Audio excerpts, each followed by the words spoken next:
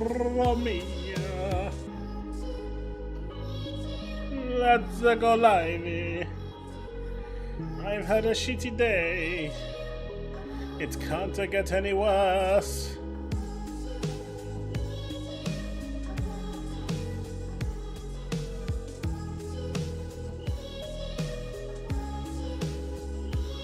Look, these glasses are making me blind. I can't wear them. They're my driving glasses.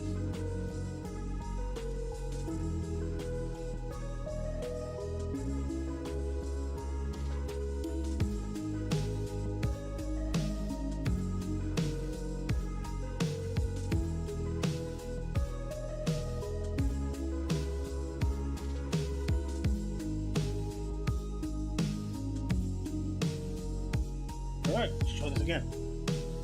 A treat, a two, a treat, 2, 1. Let's go.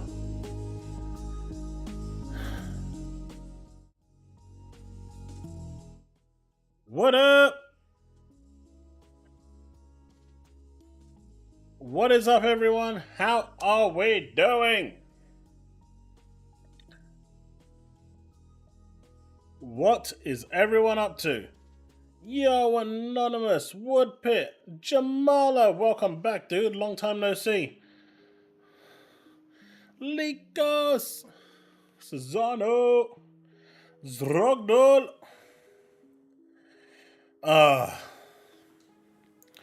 What a day it's been. I've had to contend with a bunch of, I want to say idiots, because that's the best thing I can come up with. While also having to teach tech support how to tech support. Yeah, you heard me right. I had to teach my local ISP how to tech support.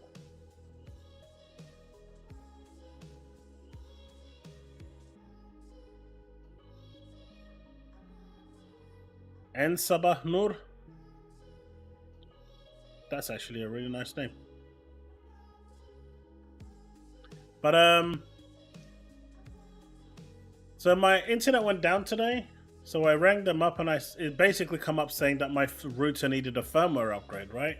And I'm going, all right, my router needs a firmware upgrade. I looked through the box to find the CD. Yes, we're doing CDs. It didn't have one, so I contact Sky and say, hey, I need a recovery image that you didn't provide me. This is their tech support, right? And they turned around and go to me, what's a recovery image?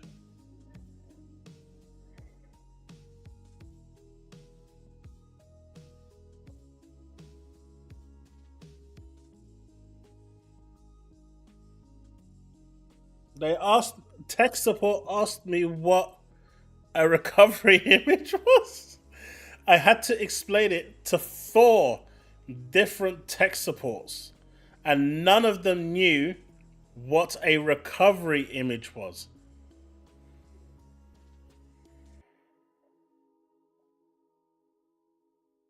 Yeah. That was just the tip of the day I've had.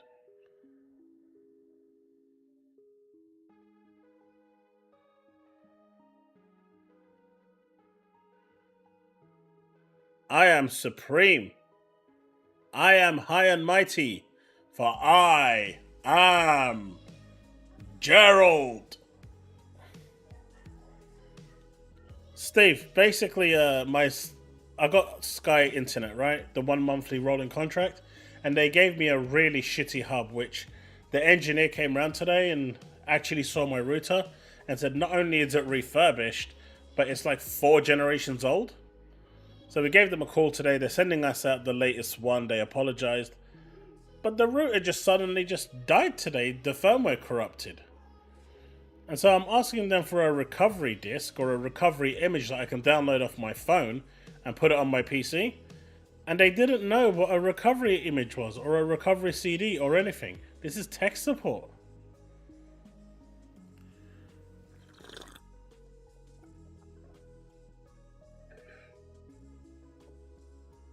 Gaming, I didn't have a choice. That's really the.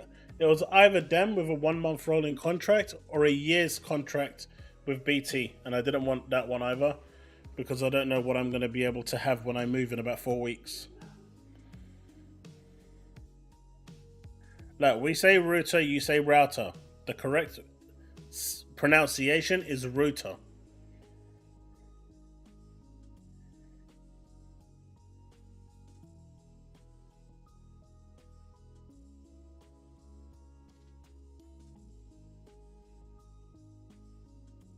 Yeah, it wasn't. It wasn't. It took me like I think I was jumping from call center to call center at one point.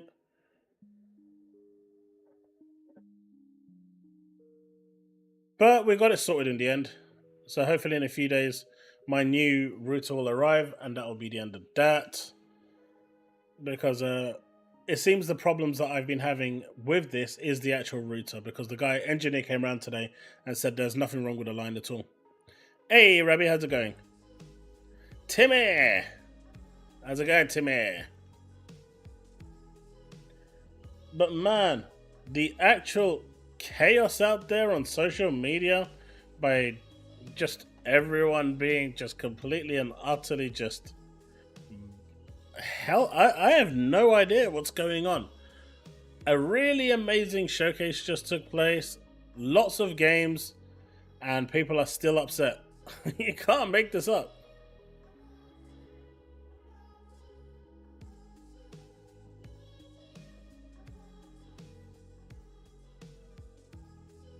No, Jamal, it's the other way around.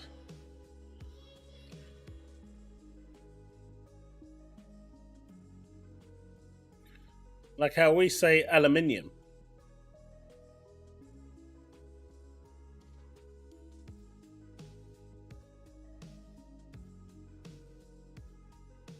They're out in full force. They are out in full force.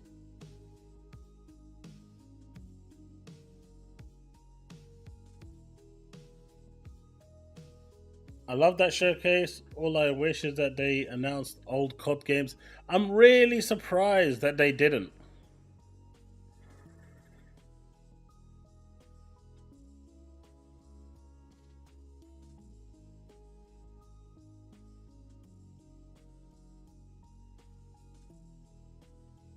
Steve.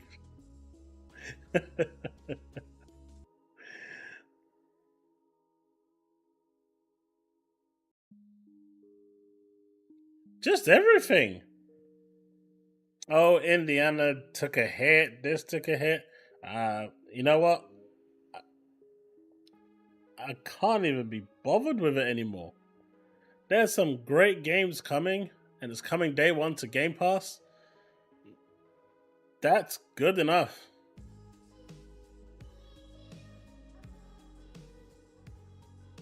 Hey, apparently, right? Apparently, Visions of Mana has been made to play anywhere on the Xbox Store a day ahead of its release date trailer going live. So if you're interested in Visions of Mana, buy it once, get it everywhere.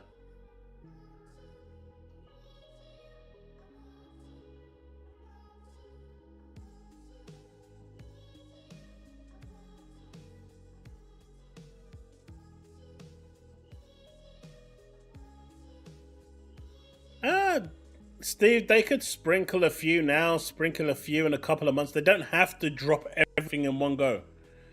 There's a lot of COD games. Just pace them out, right?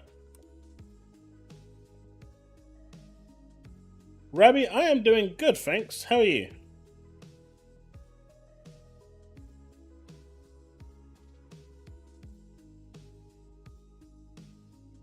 Oh, those are some fighting words, Susano. Those are some fighting words.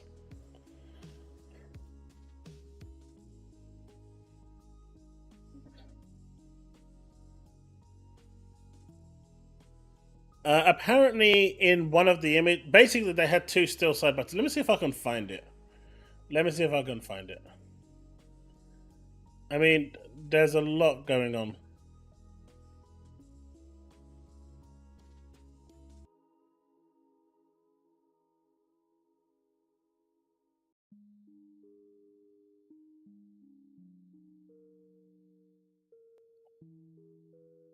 And people are still crying about Tango. Like, people just needs to kind of move on, man. Jeez. I get it if you know someone that worked there, but no one gives a shit about, Alpha Dog or Roundhouse or Arcane Austin.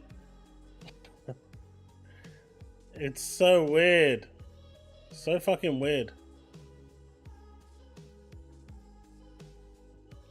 Let's see if I can find it.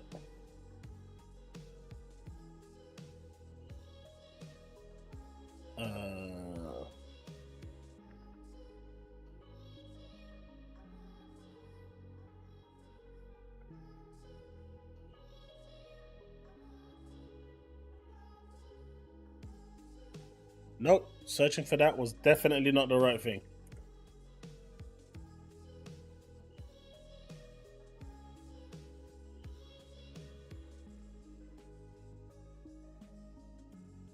Okay.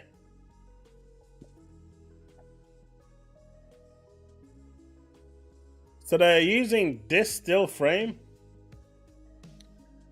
and this one, which is different.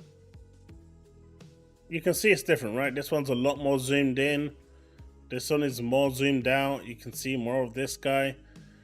First of all, they're trying to say that this frame and this frame is the same. And obviously on a close-up, this looks a little, the hand looks better here. Not so gritty here. But over here, the hand looks a bit weird, which I have to say that Pinky does look a little weird. But his facial animations look better here, in my opinion. But it's not the same frame, so you can't really compare it. But that has been one of the things that they've been moaning about today. Or like, they're finding little snapshots to try to undermine the greatness that is Indiana Jones.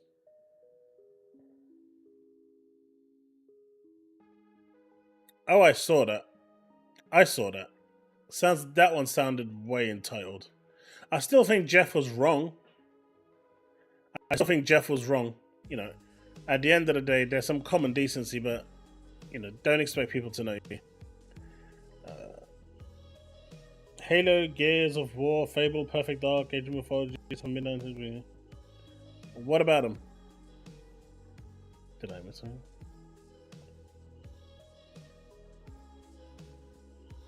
Wish it would Vig, but yeah. The ship in the trailer is absolutely woke.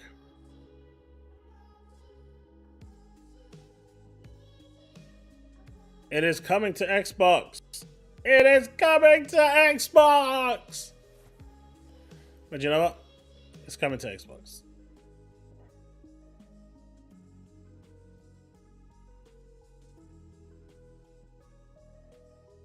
Do you know what? It's really weird, right? If we go back a number of years and go back to the days of like PS1 and PS2, no one gave a shit about exclusives. They just bought the console that they wanted, and really it was just third party games. First party just didn't matter. There weren't no first party. Not until like the PS3 came along, I guess, and the Xbox OG with Halo. But it's so weird how people are just raging for no reason. What do you think about the 343 Halo CE remake rumor? I don't think it needs a remake, honestly. I played through it not that long ago. It's perfectly fine. I think it's a waste of resources if they do. I mean, gaming, you're not wrong. That is literally all they talk about.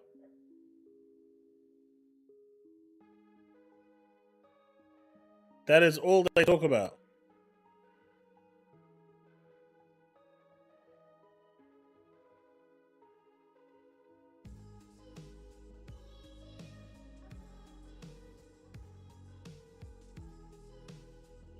That's an older trailer. Haters gonna hate. I'm gonna play it via Game Pass. Of course.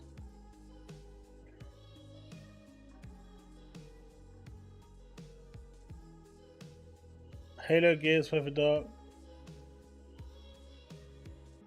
I'd say Halo, Gears, Fable, Perfect Dark will be exclusive. Age of Mythology, I don't think anyone cares.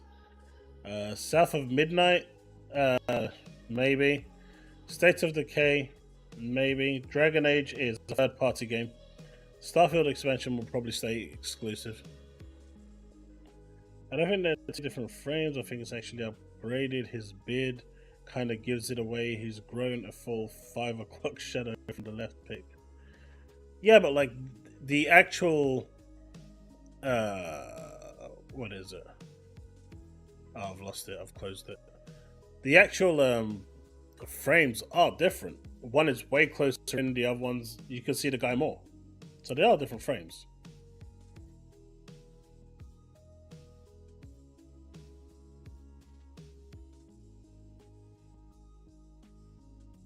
Rabbi, I just answered your question. Blade, I think that's going to be exclusive. If not, it's going to be a timed, but it's going to be an exclusive. It's not going to be releasing anywhere else at the same time outside of PC. For me personally, there was only 1 or 2 duds game-wise in the Xbox showcase, and the lack of release dates and no Xbox handle was kind of disappointing. But overall, the showcase was a solid 8 out of 10. Yeah, I can see that. I think the not kind of doubling down on the handheld was silly, but he later confirmed it anyway. Hey, Jakob.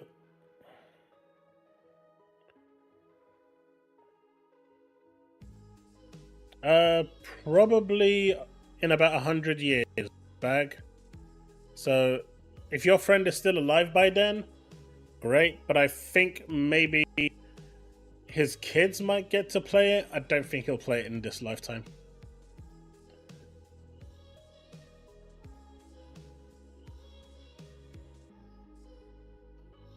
Nah, not a launch it won't be. Not a launch Blade.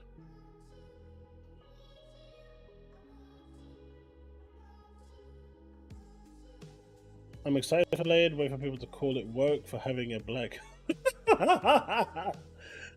You know what, they should have just got Wesley Snipes and put him in there. That's what it's all about.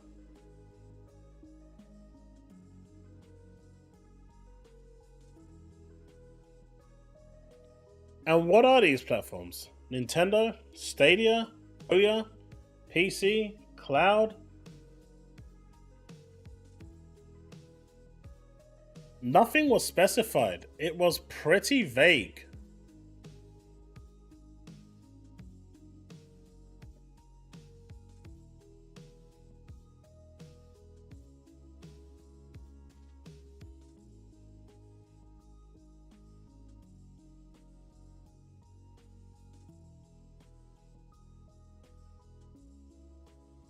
Rabbit, I only got to watch half of it, so I wasn't paying attention to that, so no idea.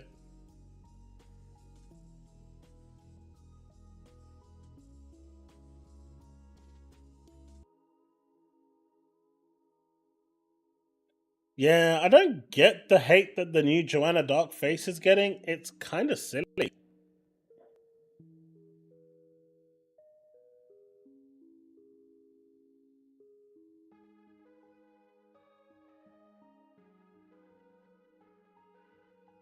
But what did he actually say, Bag?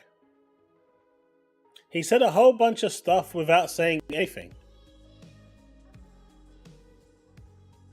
And that is where it was at, really. He said a whole bunch of stuff without actually saying anything. And that's what, unfortunately, Phil is known for doing. Lots of talk without actually saying anything. The guy is a very good wordsmith.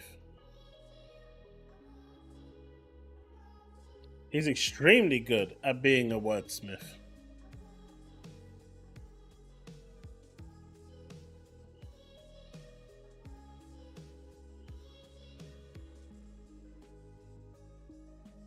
I just answered that question, Rabbi. I said Halo Gears, no, that will be exclusive.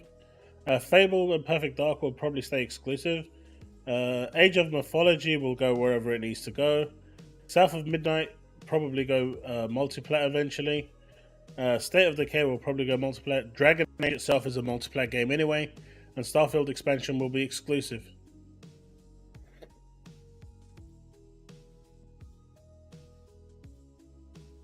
Hey, J. Cola. Understanding? What did he say?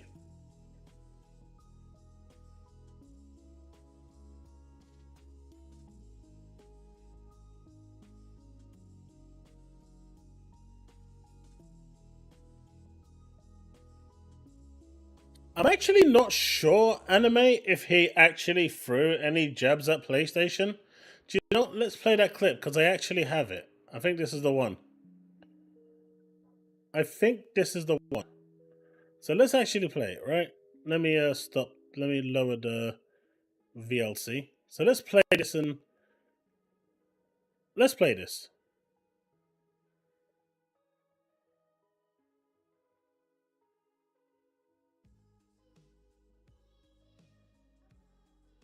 Can you hear that? Is that loud and clear?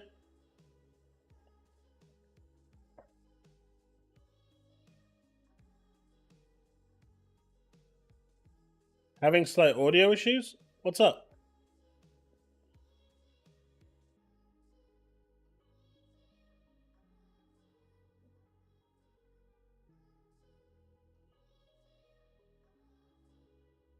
I mean, you can't hear it now. It's muted.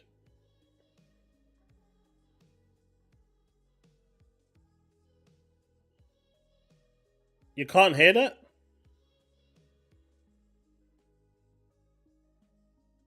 I'm stuttering? You sure?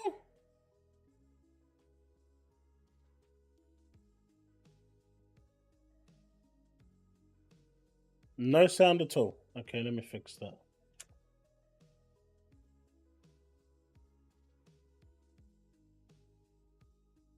Ah, yes. Now you'll hear it. Now you will hear it. I had it muted. But it's not my fault, okay? People in this room have probably been used to spending 60, 70 bucks on it every year. Now, if they're already subscribing to Game Pass, and good to go. But it's a choice. Like, we didn't say to anybody, you have to subscribe to play. If you want to buy Black Ops, it's great. It's great for us. It's great for the developer. If you want to subscribe, it's also great. Like, I want to give you the choice on how you play your games and who you play with, and not try to do slimy platform things to force you to do what I want you to do. Give the players choice. People in this room.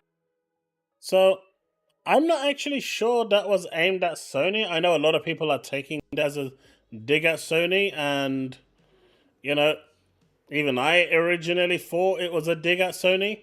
But what he's essentially saying there is, I'm giving you the choice. If you want to go and buy Black Ops, buy it. No problem. If you want to play it on Game Pass, play it on Game Pass. We're not going to force you on how to play your games. We are going to give you options and you play the way you want to play. We are happy with whatever you choose because no matter what you choose on how you're playing, we make money. All we care about is you playing the games because if you're playing, you're giving us money. That is what I understood from that statement.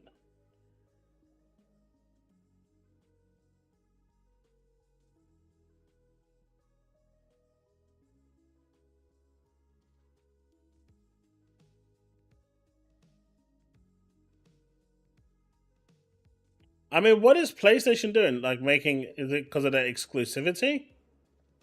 Is that what you think it is?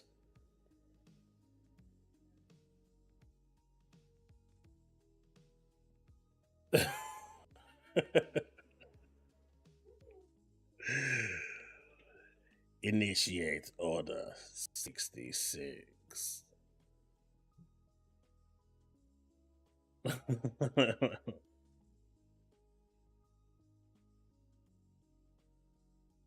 Look, Stalker's exclusive. I know a bunch of PlayStation fans are out there rampant, and there was a massive debate going on earlier today um, about this, and people just don't understand, or are too dumb to understand, or literally just have enough brain rot to not want to understand. But at the end of the day, when you're looking at Stalker, Stalker had a 3 month contractual agreement, right? That was their exclusivity. It was 3 months. This was revealed during the court case with the FTC and ABK. Everyone knows this. But the developers came out and said, hey, guess what? While we were being bombed in Ukraine and, shot the fuck out of, Microsoft came in and relocated us, supported us, helped us, and in return, we are going to make this game exclusive to Xbox indefinitely. We have no plans for a PS5 release. So that's nothing to do with the contract. It's nothing to do with Xbox. Nothing at all. The fact that Microsoft went in and helped the studio for Stalker and relocated them and allowed them to actually, not be in a war zone and allowed them enough, all the time they needed in the world to get the game ready. They want to repay that kindness by making it exclusive. Plus, it's going to be on Game Pass, so they're getting a shit ton of money anyway for the game being on Game Pass. So they themselves saw no need for that game to be on any other platform. It's really that simple. Paris! I was supposed to reach out to you today to see if you had any time to jump into chat. There was a few questions I actually wanted to run by you. But,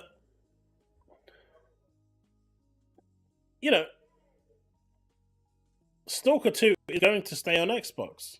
Now, in 5 years' time, 10 years' time, 20 years' time, who knows?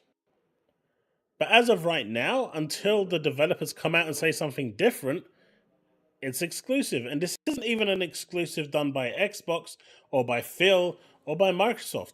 This is of the studio's own choosing. And people are out there arguing that the developers don't know what they're talking about and they're making it. What can you say? I'll send you a link, buddy. I will send you a link.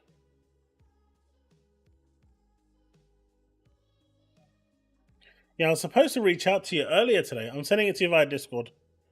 But I had just so much on today. It was crazy. I even started late today.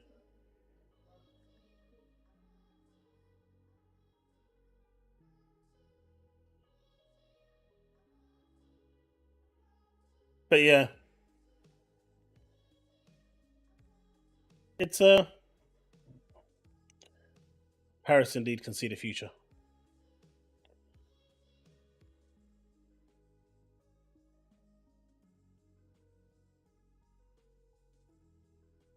Dubs, it's not a problem. All of you can kind of jump in. If I don't put you into the room, you don't get in. Plus, none of you want to enter the fray anyway, so it's not like I've got something to hide here.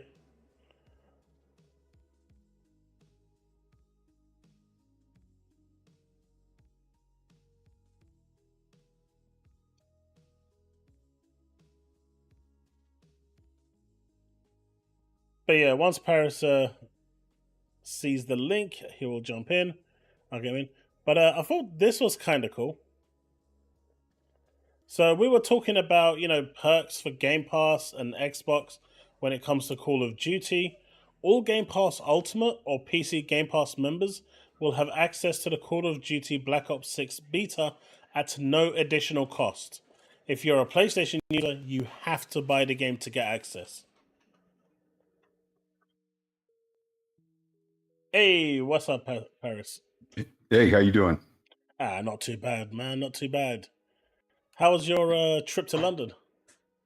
It was good. It was good. Busy. That's why I didn't reach out. I only had a couple free nights, and both nights are like I had all these people. Hey, we're going here, we're going there. So it's just busy, but it was fun. It was good. It was productive. I can actually talk about it tomorrow. Good.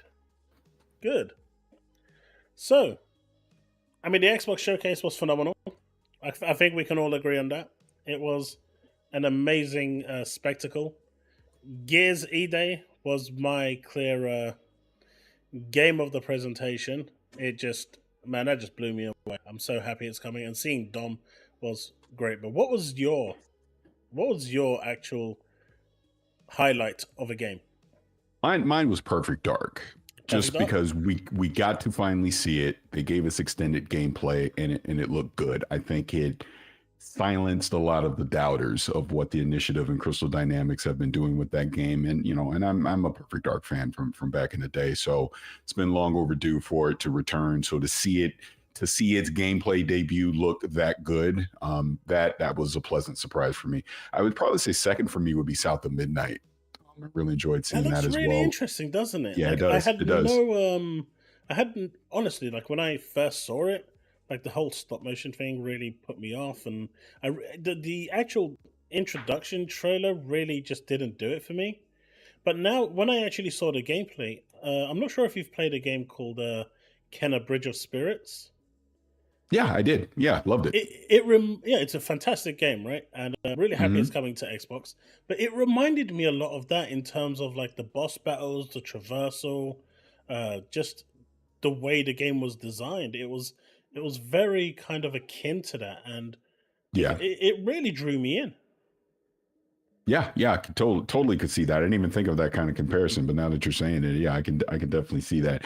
But it's just to your point overall. I think Xbox did exactly what they needed to do as far as say, hey, here's what the next 18 to 24 months looks like for Xbox, and these were all compelling games that you're going to want to play.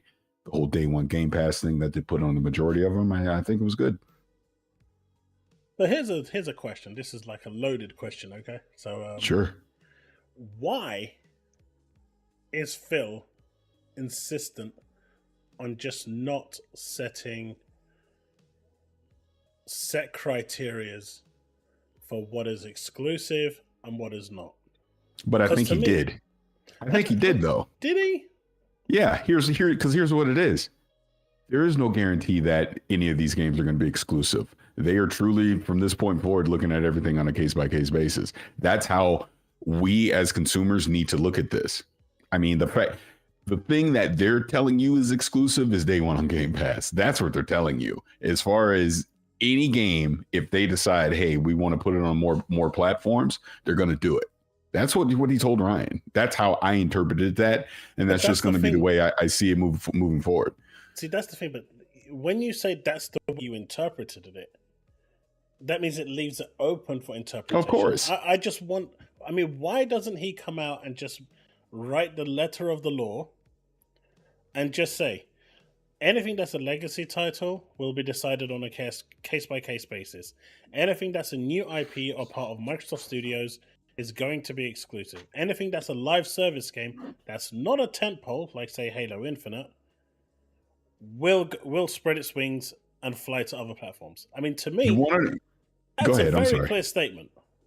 But here's the one thing that I took from the interview with Ryan. Do you notice what happened when he said that? The crowd cheered. We're the hardcore people that care about him being exactly specific about this stuff and everything that you said. The vast majority, and I've had a few conversations in person to some people about this, the vast majority of people just simply either don't know or don't care. Oh, yeah, 100%. Yeah. But I think, in terms of, like, when it comes to, like, even when we're looking at, like, going into more in-depth things like SEO and stuff like that, I'm talking now marketing angles of this. And, there's a saying that no PR is bad PR.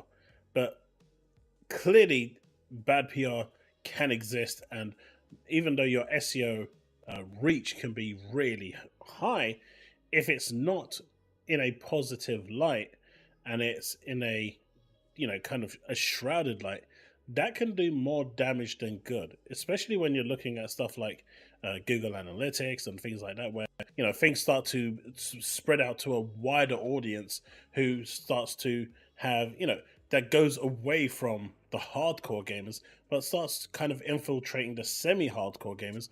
And when it goes to those people, well, at that point, those are the people that you can't. I mean, for us, I'm going to buy an Xbox regardless, right? When the next one comes along, I'm going to buy it because I'm an Xbox fan. Simple as that. But then again, when the PS6 comes along, I'm also going to buy that. I buy every console because I want to play every game that's out there. But it's a wider audience, like you say, the ones that are kind of not the hardcore, that you kind of want to influence to picking up your console, because at the end of the day, if they want Game Pass sales to increase, the number one way to do that is by selling your console. And adding ambiguity doesn't help that. I disagree. Well, I disagree in this sense, I should say.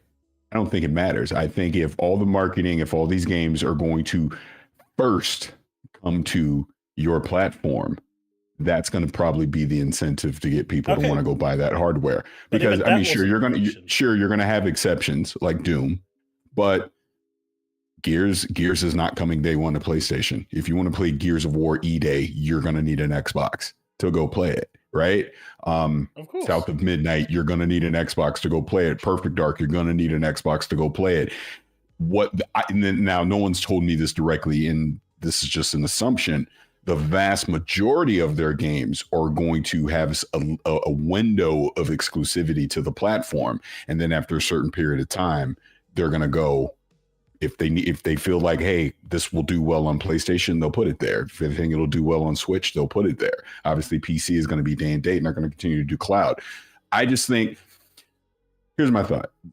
What you're saying and what I see a lot of the crazies online arguing about every day, and I got some comments about that too, but we're thinking the old way. It's evolving. It just is. You either accept it or you don't. I think Xbox will still give you enough incentive to want to go pick up their hardware by, again, limited window of exclusivity of these you must play games.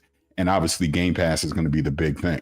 They are now getting to, and this is my opinion, they're now getting to the point after what you just saw in the showcase, plus the games they didn't even talk about in this one that are coming, that if they come out consistently and at quality, that subscription service is a no-brainer. Why wouldn't you get it if also, you want to play those games?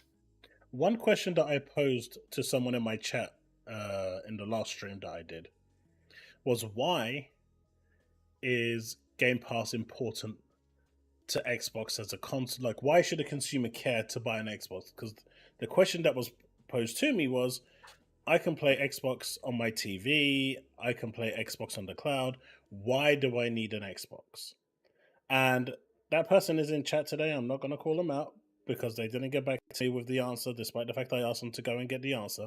And the answer to that question, and why Xbox as a console is still going to be relevant, regardless of how you look at it, is because Game Pass on console has around 400 or 500 games as a catalog, maybe more. On PC, it's around 100 games. PC doesn't get everything console gets. Right. Cloud doesn't get everything console gets. So even if you're paying for, PC Game Pass, you're only getting a subsection, mainly the first-party games. But those third-party games, like Persona 3, for example, Reload, didn't go to PC. It was just on console, and you're going to see a lot more of those. And so if you want to play those day one games, that is why the console is still going to be relevant going forward. And why and they're going to continue, and they're going to keep making hardware too. That's the selling point. Yeah. Mm-hmm. Steve asked Paris, what you think of Gears? I'm excited for it. I found a tweet that I made 2 years ago that called this exact scenario of what we're seeing right now, of them going back to Emergence Day.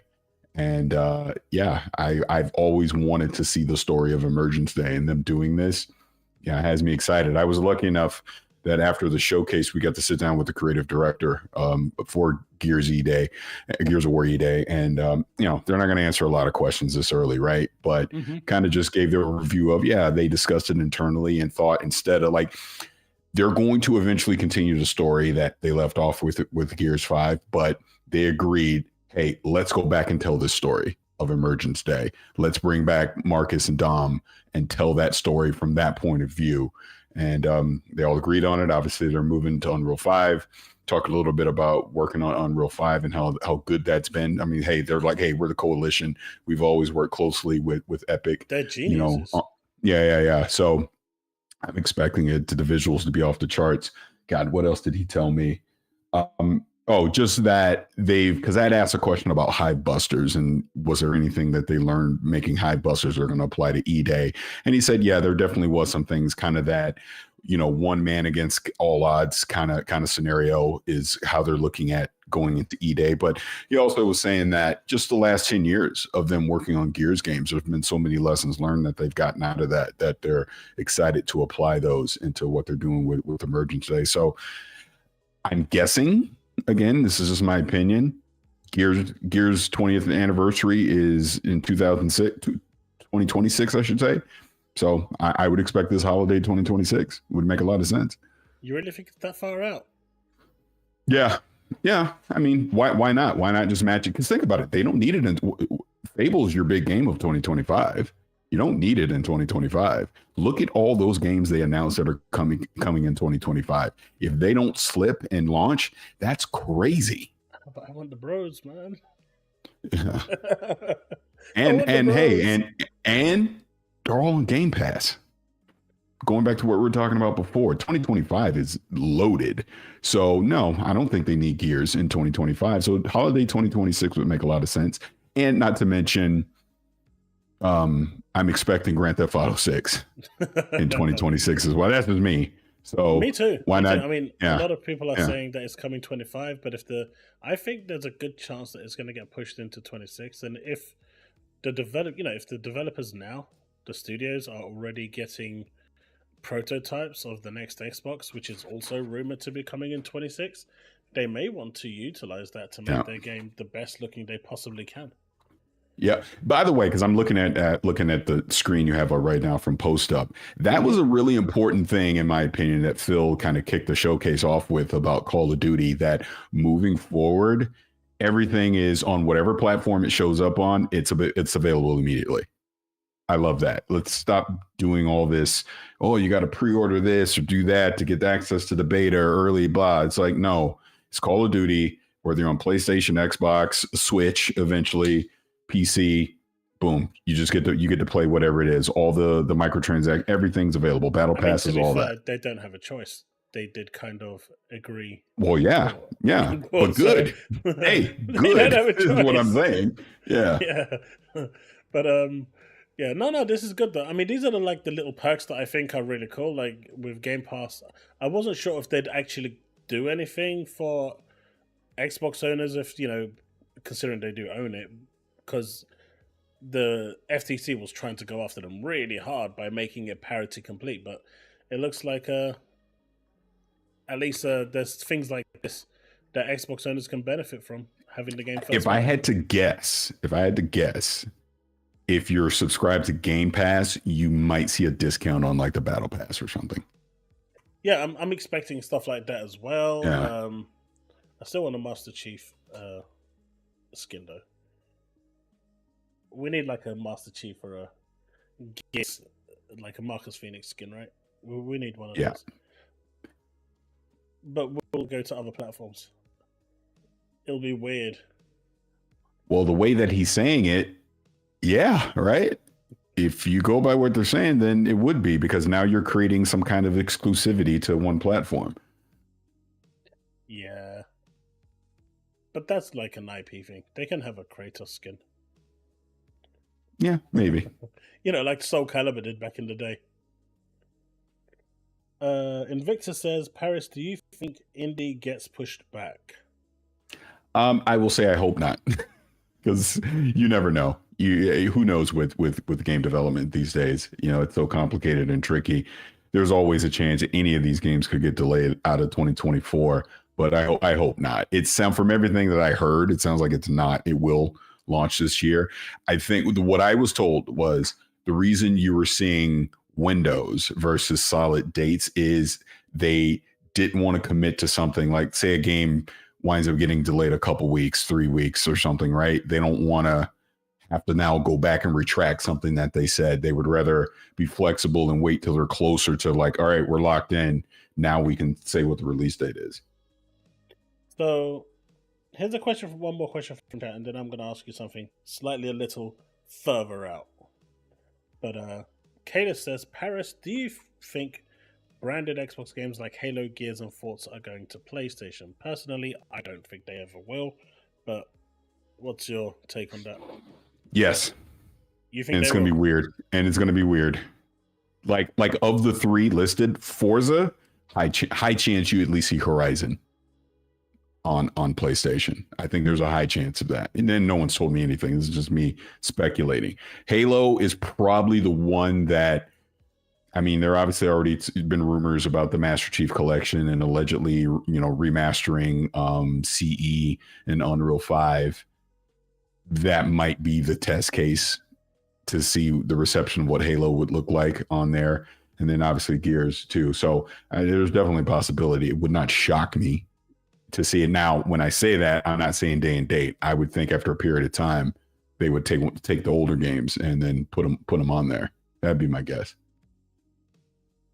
I see. I personally don't think it will. Forza won't do well over there because they've got GT and they're pretty resistant. Well, that's why I'm saying Horizon, not Motorsport. Horizon, Forza Horizon. Again, open world, more, look how well it's doing on Xbox right now. I could see them wanting to expand that out. And which again goes back to what Phil was talking about. If it makes sense for that particular IP, they're going to do it.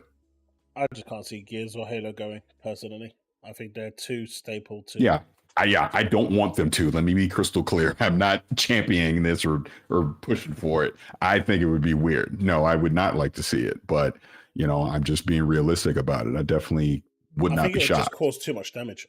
I think the amount of outcry for it, I think just wouldn't be worth it. I mean, there's a few titles that I just don't think is worth porting. And to your point, if and or when it happens, it won't be this generation. It would be them after experimenting with this over an extended period of time and almost conditioning the audience to be used to this type of practice for them to try that. There's no way they would try this anytime soon. Well, I mean, then there's the other thing, right? The point I was looking to get at. We're looking at consoles now as a medium of consumption. But in about 10, 15 years' time, I can see everyone making a really big push for cloud gaming to be mainstream. If they can get the infrastructure set up and, the whole system's up and running, greenlit, I can see that being the main way to play it, and the actual console itself is just going to be a conduit to cloud gaming, like a cloud box. And I see a lot of what's happening now with them sharing a few games here and a few games there, honestly, as a way of appeasing the regulators by saying, look, we are putting games on here. And they are. I think they're doing this so they can go buy another 2-3 studios. Because once they get to that point, it looks like that's where Microsoft is banking everything on the cloud. And if they actually do, if it does pan out the way they want it to pan out, they will have like the best cloud portfolio anyone can have, because Ubisoft isn't going to keep the ABK games for good. They've only got it for 10, 15 years. Everything's going to come back to xCloud. And at that point, if they've got a good enough service that can hold all these games, they are going to be the best cloud service that money can pay for. Yeah, I mean, I think to your point, it's the infrastructure is the key to all of this. I would not expect it this decade. It would probably be in the 2030s before you see that realistically happen. But it was funny, 10, even as years. Yeah. But I was at Summer Game Fest, and I was I had an appointment with Samsung. Check out the Samsung Gaming Hub, which is, where you can do the cloud gaming right off of their television. They were showing me some stuff that they're working on now, as they're building out their own infrastructure to it. And they were showing me like bringing in classic 80s and 90s arcade games, and we're literally playing them over the cloud. And if no one told you, you wouldn't know. I mean, from a visual standpoint and even from a latency standpoint, it worked well. We jumped into GeForce Now, was playing some games on there. I even was playing Apex Legends. And, you can notice a little latency in there. Again, it's not perfect, but visually look great. It's, in other words, the further out we get and as the technology gets better, and obviously AI is getting integrated into all this stuff as well, they're going to get there. It's eventually going to happen where cloud is going to be a reasonable alternative to having a local console under a television. So the Xbox handheld, as Ryan McCaffrey decided to, put it in there ever so slyly and skillfully. I mean, I think we can all agree that Phil confirmed it exists, but he didn't want to steal the thunder from Sarah Bond, right? Yeah, I mean, it's happening. Phil's not been teasing this for as long as he has, and what he said with Ryan, they're making a handheld. The question is, when does it come out? I have a couple different theories on it. The one that I'm sticking with, they're just going to pair it with whatever next gen is, and it's just going to come out then, or you could see it next holiday, I think, as a part of this current gen. But it really, in my opinion, depends on when are they going to go full next gen hardware. If it is 2026, you might as well just wait until then. If it's later than that, if it's like 2027 or later, then yeah, I think you could see it in 2025. And what really makes me think that is these new Surface laptops that just came out with Snapdragon processor in it. I think that handheld's running ARM, and I think that's what they're going to do. And Phil basically told you it will be native, which, people shouldn't be shocked by, because they're not going to do a cloud streaming thing like that and really push it. They're going to do native. Now, I think the other question on that is, okay, you're going to do native. Is it Xbox only, or can we pull in Steam or the Epic Store or whatever, right? Is Windows going to sit under, is there going to be a layer of Windows sitting under the Xbox UI similar to the Steam Deck that you can access? So I'm excited for it. It's going to happen. Personally, I think it's going to be what you said. They have to make it different to what the Steam Deck is. They have to make it different to what the Asus ROG Lenovo is. They exist already. And you've got a bunch of other ones like the Aya Neo and a few others that currently exist that are essentially all doing the same thing. So if Xbox just comes out with the same thing, I think it's going to undermine what it is. It kind of needs to be, it needs to have something unique about it. And I think having the ability to play your Xbox games on there, the Xbox Game Pass full catalog through like a sandbox for Xbox, while also being able to play PC games, is going to be what it is. So I think like it's going to have a layer of Windows. And you know how currently with Windows 11, you've got that Android sandbox, so you can install Android apps on there.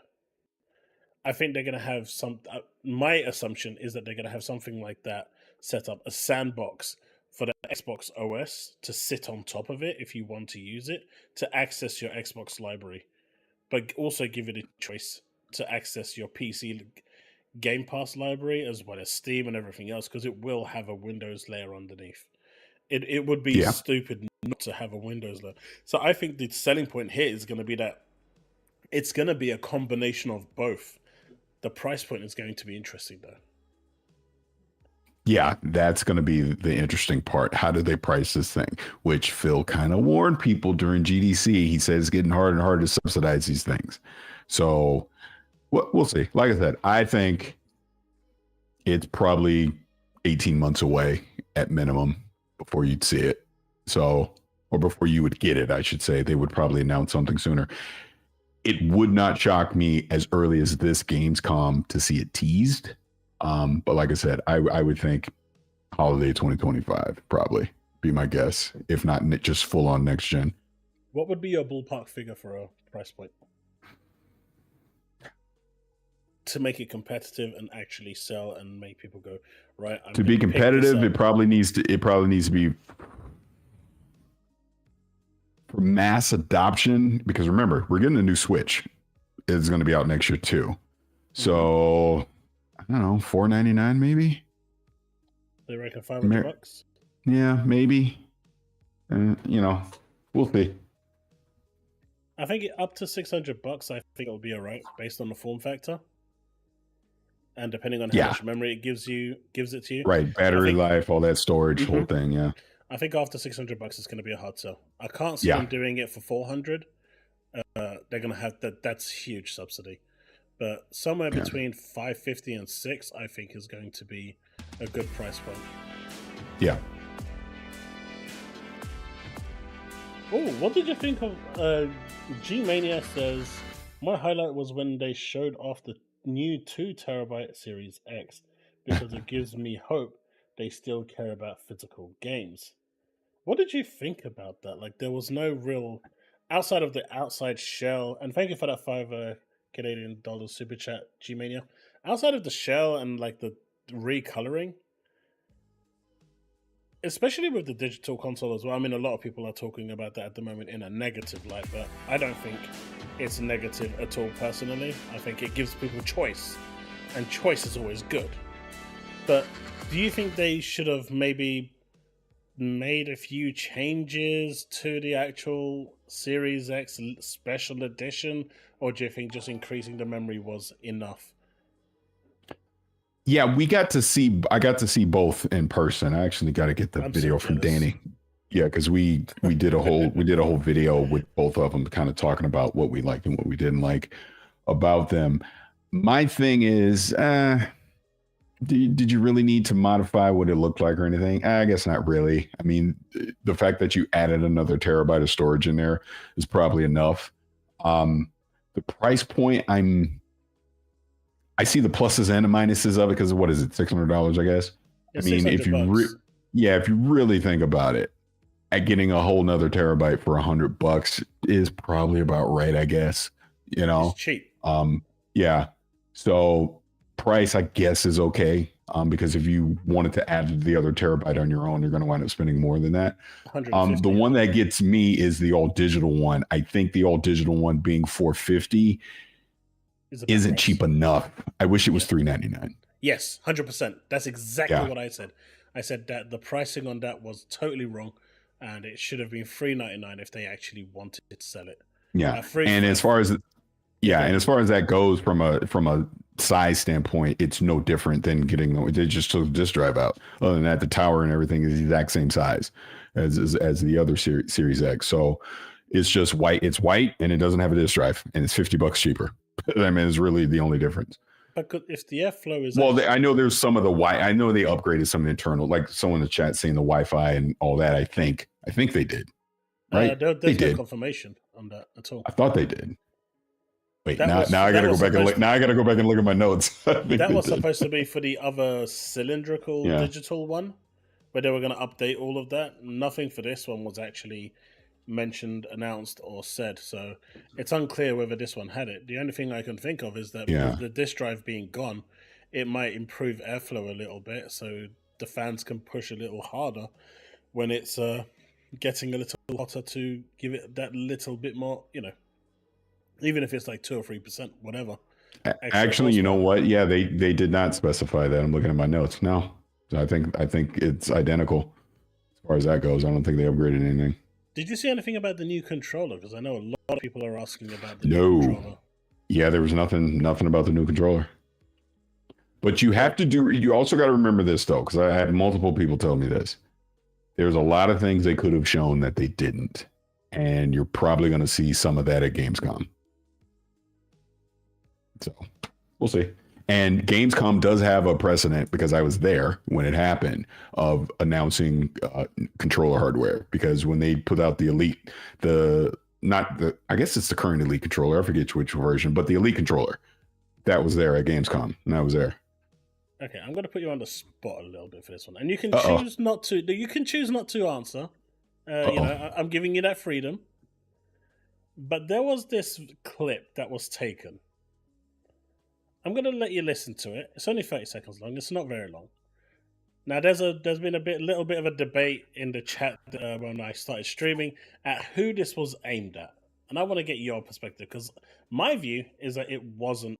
Well, let you listen to it first. Room have probably been used to spending $60-$70 on it every year. Now, if they're already subscribing to Game Pass, and good to go. But it's a choice. Like, we didn't say to anybody, you have to subscribe to play. If you want to buy Black Ops, it's great. It's great for us. It's great for the developer. If you want to subscribe, it's also great. Like, I want to give you the choice on how you play your games and who you play with, and not try to do slimy platform things to force you to do what I want you to do. He's talking about PlayStation. Yeah, I saw that clip. He's 100% talking about PlayStation. So he's talking about PlayStation. And the little that I do know of Phil, he truly believes that. Oh yeah, no doubt. But there you have it. He is talking about PlayStation.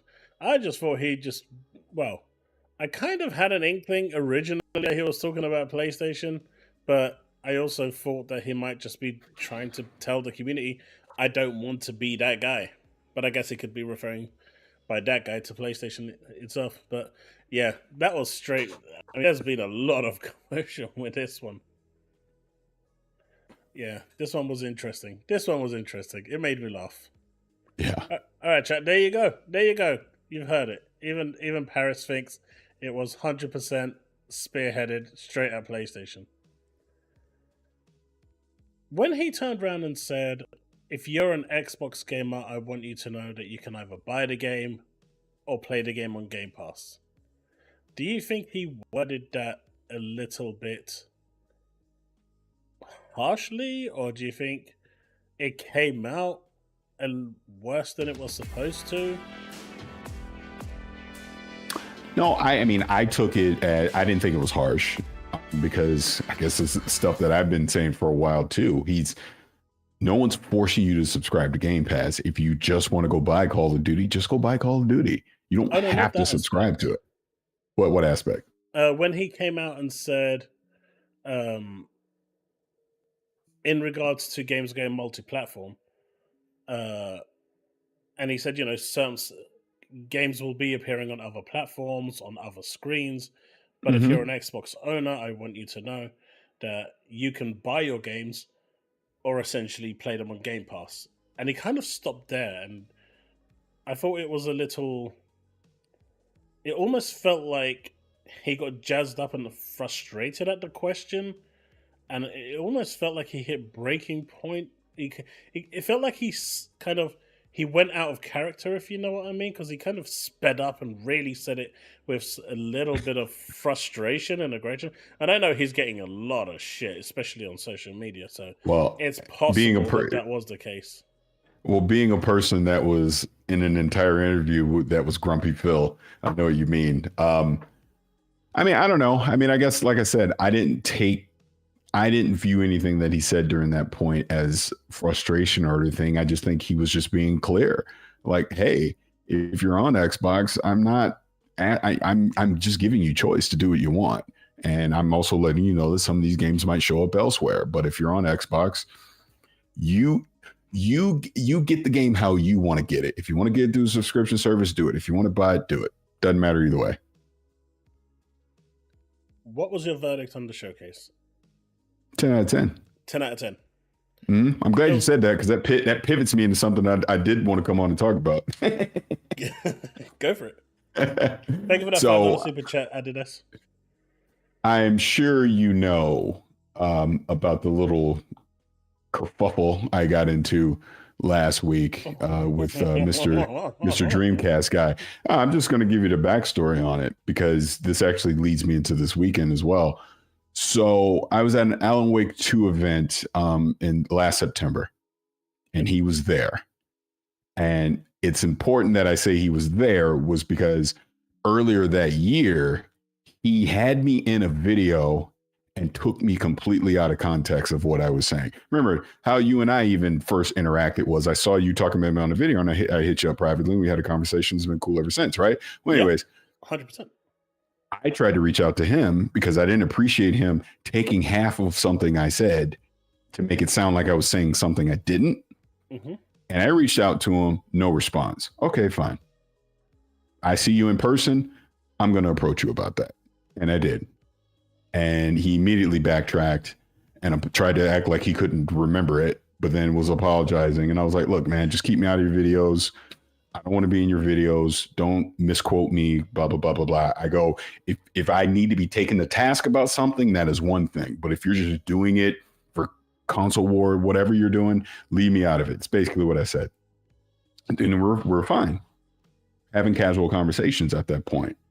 And first of all, he does not talk like this in real life. I say this all the time. The way he talks in those videos is not how he talks in real life. He talks like a normal human being.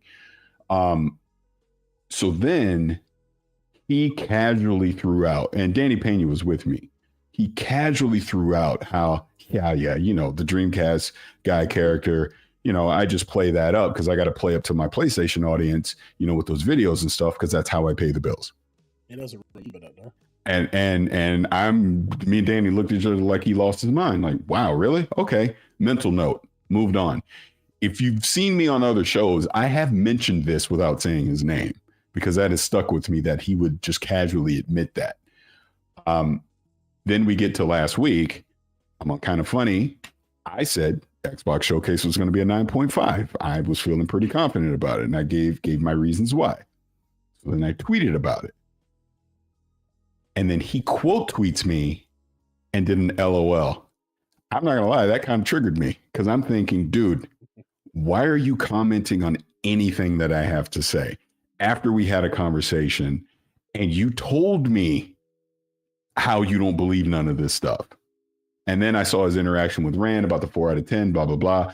Then he replies back to me very sarcastically with his quote unquote apology. And that pissed me off too. So that's why I said what I said. I'm like, no, you admitted to me in person that you don't believe any of this stuff and you just do it to pay the bills. And that obviously blew up and people have been talking about it. Then he blocks me and makes a video anyways and accuses me of being a liar. So that was hilarious. Yeah, that was hilarious because now I'm at Summer Game Fest. You would be shocked how many people were coming up to me. And I'm talking some very prominent people, not just content creators. I'm talking people on the other side of the fence that actually make games that were like saying, thank you.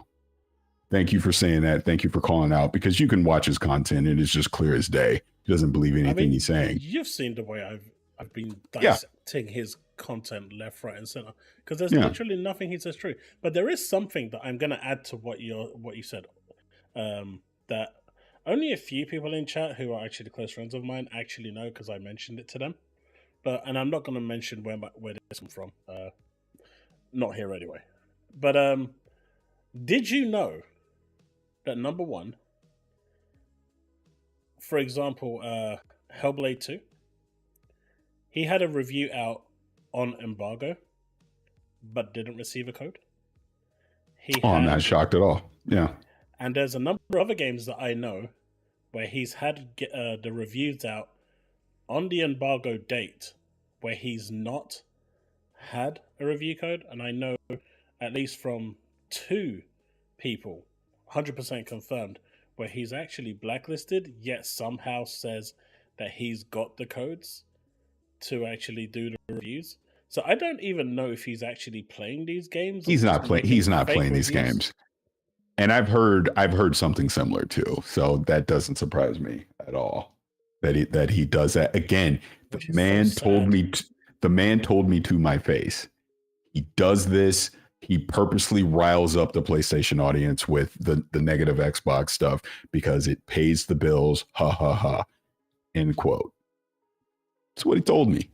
Danny was there. But the funny part that I was telling you before was other people coming up to me thanking me. I had other people that I forgot was even at that Alan Wake 2 event that also was like, oh yeah, we saw that conversation too. So it's like, dude, you said it. You can put out all the videos and try and discount what I said, but you said it. people saw you saying it. I wasn't going to just out him for saying that to me in a private conversation because I thought we came to an understanding. But if you're going to poke the bear, then yeah, I'm going to respond that way because I don't bother him. I don't engage with his stuff. I don't comment on anything he says. But if you're going to come and comment on something that I said that I genuinely believe that I know you do not believe, then yeah, I'm going to say something. Do you remember that tweet that you're seeing on screen? Yeah, he deleted it. Yeah, he deleted it. Yeah. Chaos are the offspring of a feral ghoul and a mole rat from Fallout was attacking, lying about Paris and Xbox. Seems like his usual content.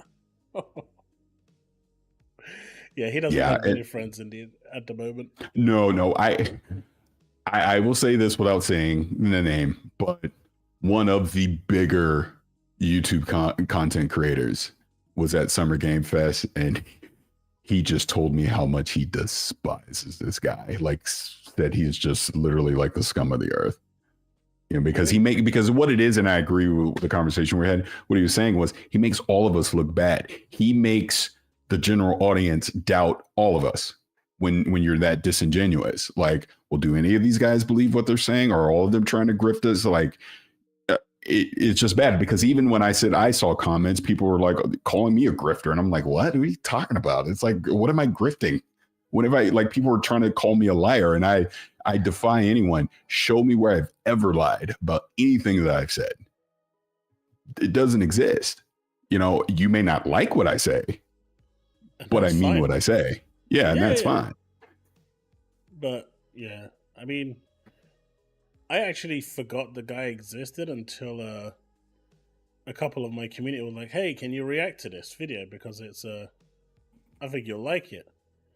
And since then, it's almost like a weekly video that he makes that they want me to react to and just completely dissect. Yeah, and then I think I was watching you where you had the clip and you blamed me.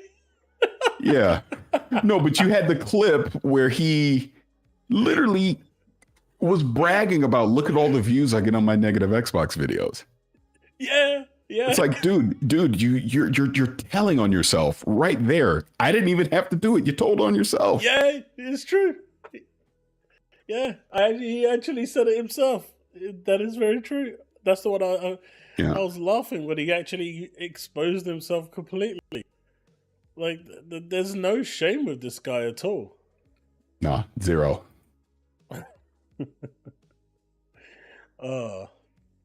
So, about 2025 or 2024? 2024, from everything I'm hearing.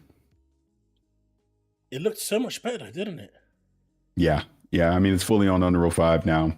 Yeah, it looks pretty good. It looks so damn good compared to what we saw at the Developers Direct. Like, what a few months difference made. I mean, when I saw the Developers Direct, I was like, Avowed's gonna kind of come and then kind of trickle along.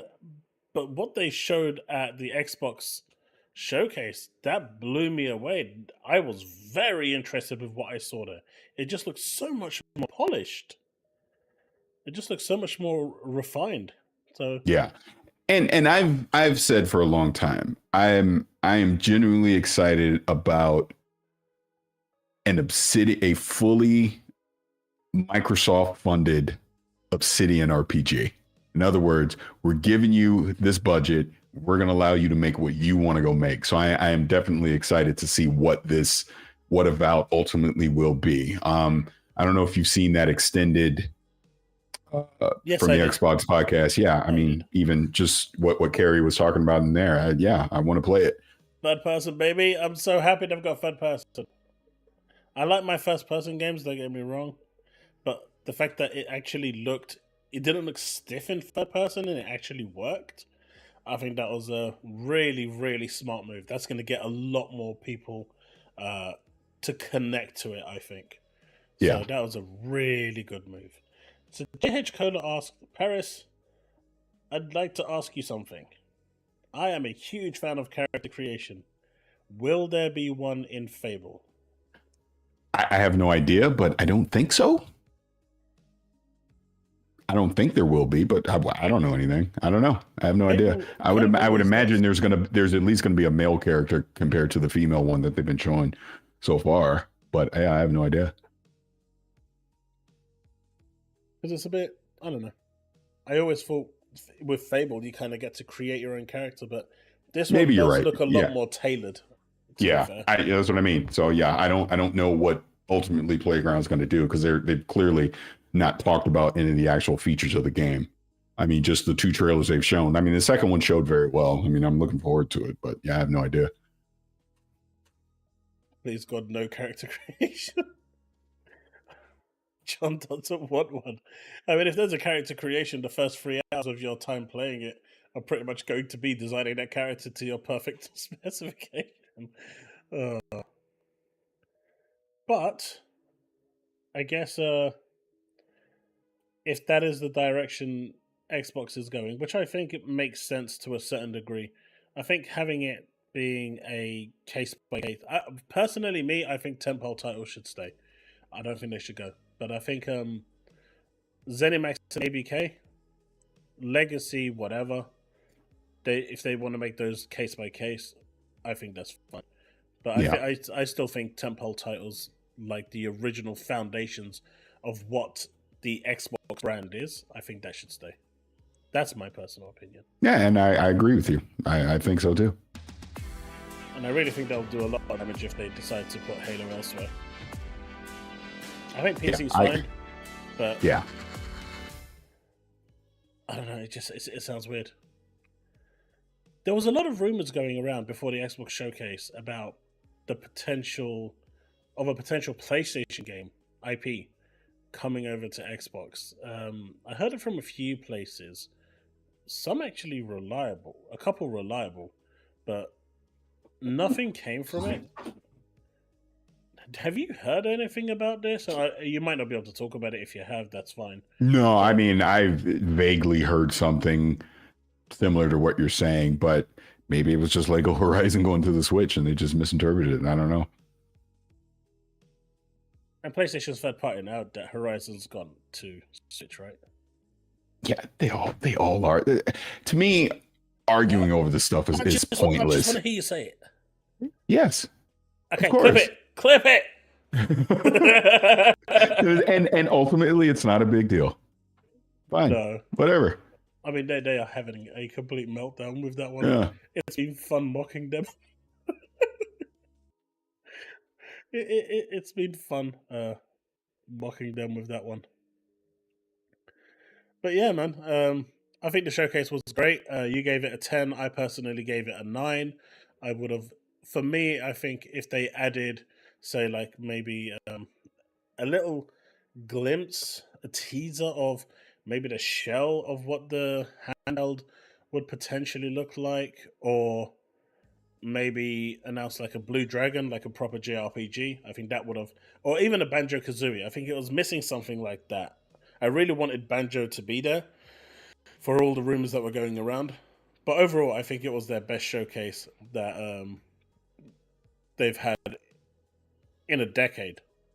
And for people to be undermining it, downplaying it, and trying to say it was bad, or I just don't get it. I really don't get it. It makes no sense to me. Yeah. So, Call of Duty. Will you be picking it up? I mean, are you going to be diving in on October the 25th? Yeah, I mean, I'm gig. Yeah, I mean, I'm always a casual Call of Duty player. I'm not like super hardcore, but yeah, I play it on and off. So yeah, I'll be there playing it. And like I said, all the stuff that they showed in the direct as far as the quality of life features that they're adding into it, I mean, it looks good to me. That looks insane, didn't it? The way that they were actually flipping around as they were jumping, that seemed really, really impressive. I was actually blown away by it. I see what you just put up from Steve. I think that's the bigger question. What happened to the BioShock looking game, for goodness sake, not being shown at the showcase? So there's two things out of that. Judas. Right? You talking about Judas? Or are you talking about Clockwork Revolution? Both, actually. Let's talk about both. So Clockwork Revolution, I mean, it's probably still a ways off, right? So why show it now when they could probably show it next year at the next showcase, because I highly doubt it was coming in 2025 anyways. So that makes a lot of sense to not show it. Judas, which is coming from Ken Levine, their creator of BioShock, was not at Summer Game Fest. I was surprised by that because I thought we would see it again. And then there was also 2K themselves said another, what was it, beloved franchise, we were going to see it at Summer Game Fest, and we got nothing. So something definitely changed. Maybe they decided. Yeah, I mean, Judas looked all right, but it also, for me, looked a little, I don't know, it felt like it wasn't doing different enough, if that makes sense. Mm-hmm. It looked cool, but it looked like you've been there before, done it before, so maybe they're trying to take that feedback, because I know a lot of people were saying that sort of, giving it that sort of feedback, so maybe they went back to the drawing board to try and do something with it. Could be. Hellblade 2. Jovan asks, it didn't get he doesn't believe that it got the appropriate level of recognition. It seems that discussions about the game faded rather quickly. What is your view on Hellblade 2? What do you think went right and what do you think went wrong with it? Because it kind of, the marketing for it kind of sucked. Let's be real, there was almost none there. And I can tell you, like, officially confirm that I actually did work on some of the marketing for that game personally. Oh, wow. At my 9-to-5 job. Yeah. So I know it exists because we did a lot of work for it, but I actually didn't see a single one of those live. I saw YouTube ads and stuff like that, but the work that we did personally, that I physically QA'd, I didn't see a single one out there anywhere. Yeah, Hellblade 2 is interesting to me in that sense. I enjoyed the game. You know, I loved it. Put my review out and everything. I don't want to say they sent it out to die, but putting it out right before, a couple weeks before Summer Game Fest, you knew the conversation was going to shift with all these announcements. Makes sense. I don't see anything Hellblade 2 could do to reignite that conversation. So I do think it's kind of just done. Maybe they thought that as well, that we're not going to put a lot into the marketing on this. We'll let the game speak for itself for what it is. We're obviously not charging full price for it. It's a shorter experience. It's on Game Pass. It'll probably be on PlayStation next year. And that's it. And move on. Let Ninja Theory move on to the next thing. I mean, that one I do see moving on to PlayStation. It makes sense. But I just wish they didn't kind of... It felt like they threw it out to the lambs. It almost felt like they just didn't want to promote it, really. And I don't get that. Like, if you've got... This was a game that's been hyped a lot for a while. And it just felt weird that the lack of push from Microsoft when it comes to marketing. I mean, you're not going to see that when it comes to Call of Duty. That's going to be everywhere. And if it was a Halo game, it's going to be everywhere. I expected maybe not as much as Call of Duty, but at least some kind of drive push for Hellblade 2, considering how much they kind of pushed it and put it center stage and promoted it during the Dev Direct and up to the point of like a couple of weeks before its release. And then they just released, a few tweets to push it out, I think. They kind of... I mean, clearly the game did enough because they've already greenlit Hellblade 3 from what I'm told, and another game within Ninja Theory. Right. So that's great. So no problems there with the whole studio thing. And I'm kind of getting tired of people talking about the studio closures because they act like no studios ever get closed in the tech industry. But I just felt like it needed more. I think it needed to be recognized more. I think it needed... Oh, I agree. Like I even I saw Malik at Summer Game Fest, and I just told him how great a job he did with the activation up in Iceland. You know, he did for the Xbox podcast, but they barely even promoted that. You know what I mean? So it was, I don't know, it's just weird. I don't know. I probably never know the answer to that, but you would have thought they would have put more marketing into it, but they just simply didn't. And there clearly had been a reason for it, but I guess we'll never know. Apparently, with Fable, Adney says people don't recall the games never had character creations. That's interesting. I really can't recall that. But apparently, your character's appearance is based on your actions. That actually does ring a bell. Well, that's why I was saying. That's what I was saying before. I was like, I don't think so. But we'll obviously see what Playground's going to do. Are we going to see Steam on this gen Xbox or the next gen Xbox? If it happens, it'll be the next one. And I think you have a higher chance of seeing the Epic Store than you see Steam. You don't think we're going to get Steam?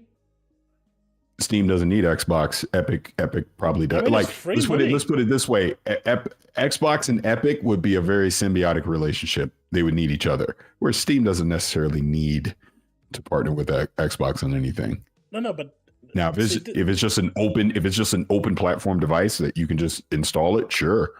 But them partnering up, I don't know. I'm not saying it won't happen. I'm just saying there's a higher chance it would be Epic before it would be Steam.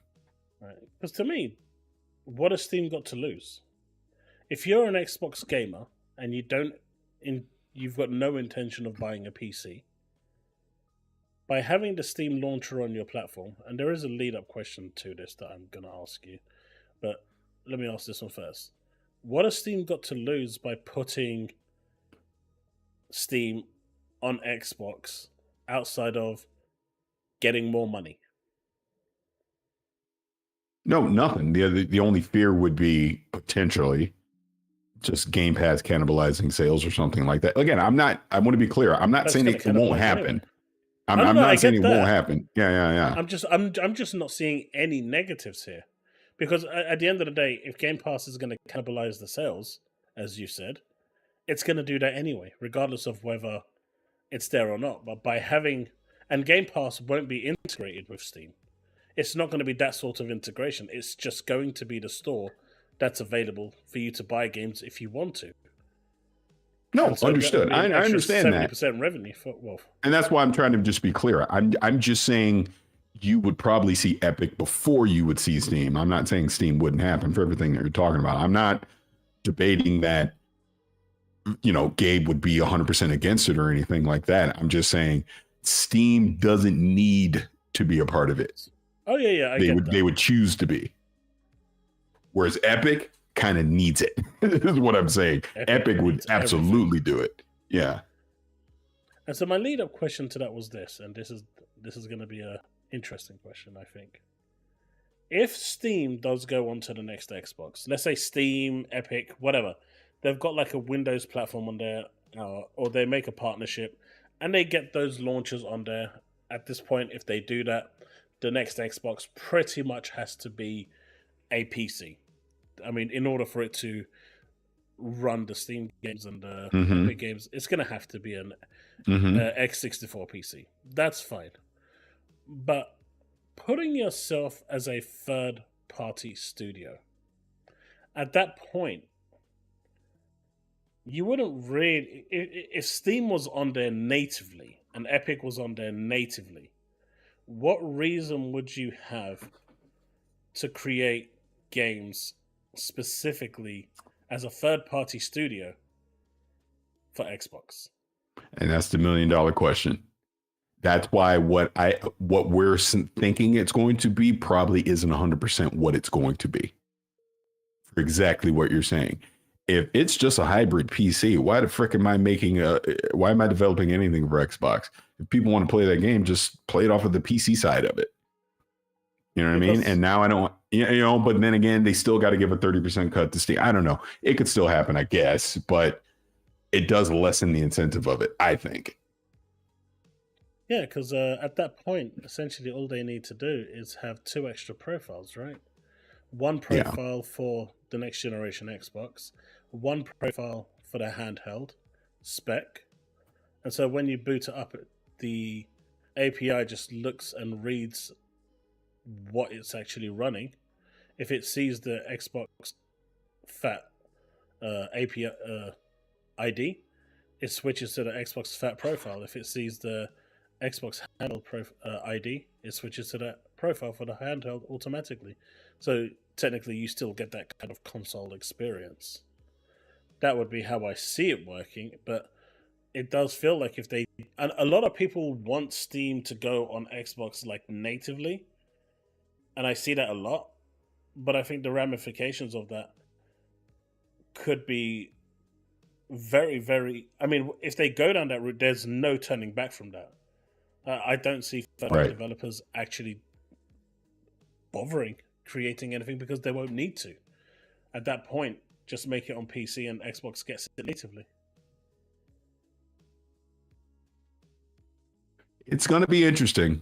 I mean, to everything that you're talking about, they keep teasing next gen and game preservation, and Bill's obviously throwing out the possibilities of these other digital stores being a part of it. So ultimately, what the hardware looks like and what it'll be capable of it's going to be interesting. I think we're going to find out.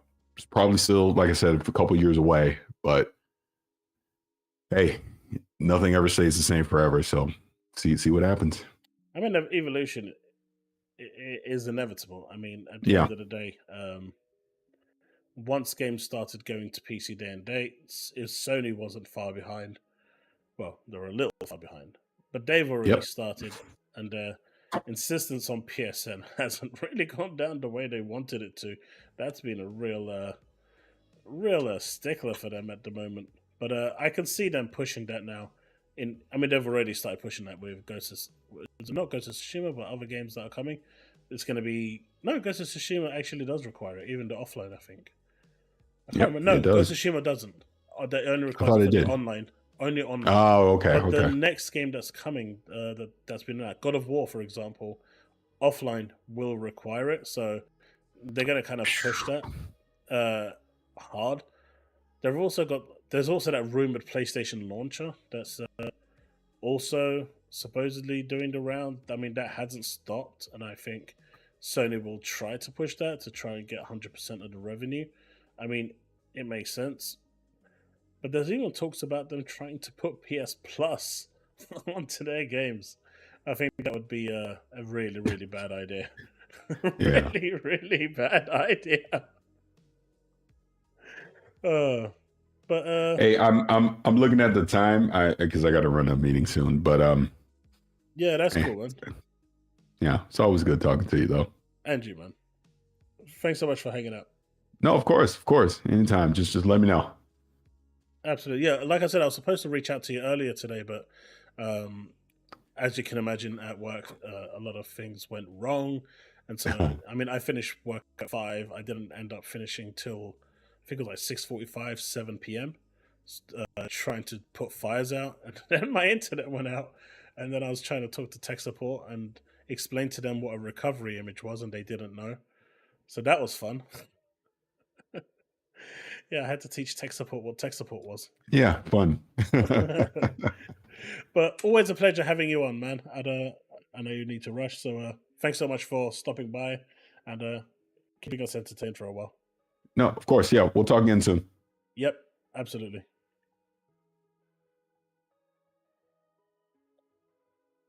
Steve, I saw your question earlier regarding what did he think of Gears. He said he absolutely loved it.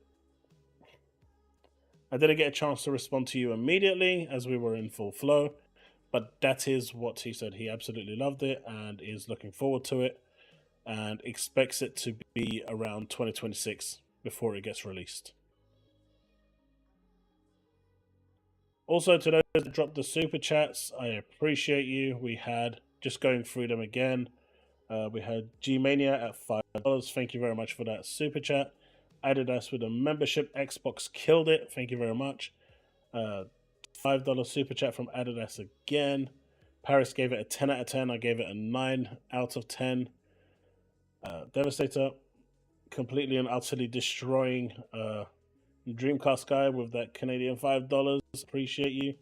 And Adney again with that $5. I appreciate you.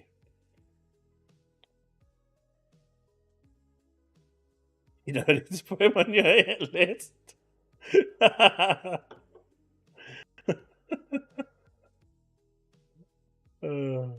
Did you not ask him how was Greg Miller's stable? Oh, Greg was he actually enjoyed the showcase from what I saw. Honestly, he didn't pull off a Jeff Keighley, you know? He didn't do where is it? Where is it? Where is it? Where is it? Where is it? Right, he didn't do this. He didn't do a Jeff Keighley here and get really pissed off. The Great Gears of War piece was a CG from Blur Studio using in-game assets from UE5 and then get completely and utterly ruined by the cinematic character creature artist of Blizzard. He didn't do that.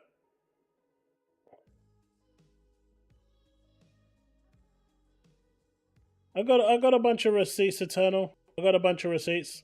That video is definitely coming at some point. But there's a lot of people crying at the moment. But this, I mean, I really enjoyed reading this because he was so hurt that his Summer Games Fest was just bad. It wasn't very good. I mean, I know he set the expectations low. And if this wasn't a PlayStation game, he would have absolutely been singing high praises for it. It's so sad when you have someone in his position come out and actually try to do, just undermine another creative department's work. To me, it just doesn't make sense. It's so sad.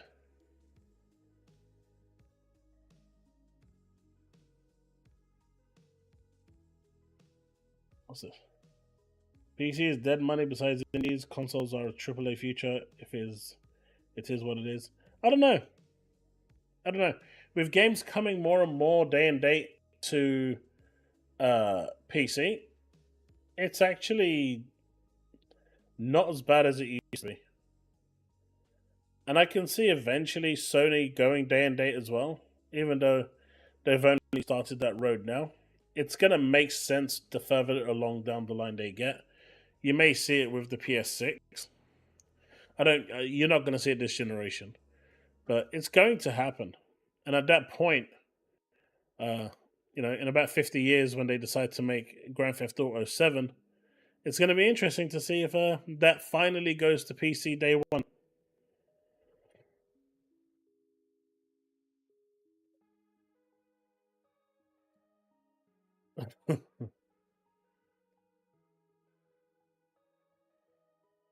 Oh yeah, Black Rider. It was. I feel like Xbox needs to market more. The fact that Game Pass is an affordable, they don't market at all, Stephen. You can't really sell your product if you're not marketing it. You just can't, right? It's really simple. You can't do that. Nobody here will be alive for GTAs.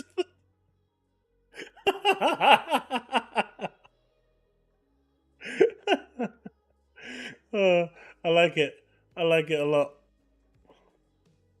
But honestly, there's a few things that Paris said that I totally agree with. At the end of the day, as an Xbox customer, and what I was saying earlier in regards to, I forgot his name now, but he was in chat earlier, and I asked him to come back to me today with a response, and he clearly didn't. One of the biggest things that the Xbox console provides you is around 500-600 games on Game Pass that PC Game Pass does not. Sure, they're going to get all the Xbox, day one games, but there's so many more on Game Pass Ultimate that they just won't get, within their catalog, that it makes having the console and Game Pass as a complete bundle worth it. And regardless of whether the games go or don't go, it's still going to save you a metric ton of money with the games being day one on Game Pass. Call of Duty, Indiana Jones, Avowed. Those 3 games alone is $210, right? Those 3 games alone. Hellblade, if you played that, that's already $260. You've already paid for your Game Pass subscription and then have changed to go over and do whatever, buy those games that aren't on Game Pass. But then you've got so many other games that are on Game Pass, and the chances of other games that are big titles that can appear on the service is relatively high. So, as an Xbox gamer, no matter which way the wind blows, you're always winning. As long as Game Pass exists and you've got an Xbox console, you are always winning.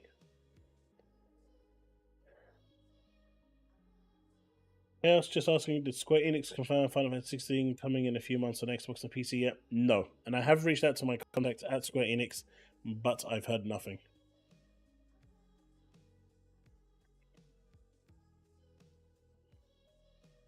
Outside of no comment. Am I stuttering? I mean, if I'm stuttering, it has to be my internet. Let me see. Am I stuttering? I might be. Yeah, I'm sorry. It has to be my internet. I apologize for that. We're getting a new router that's arriving that should fix this problem in the next day or two. So hopefully by Thursday it'll be fixed, because the router we got is basically faulty, and it took them an engineer and a bunch of tests to figure that out. So hopefully it'll be fixed. So I do apologize about that. But here is something to cheer you guys on.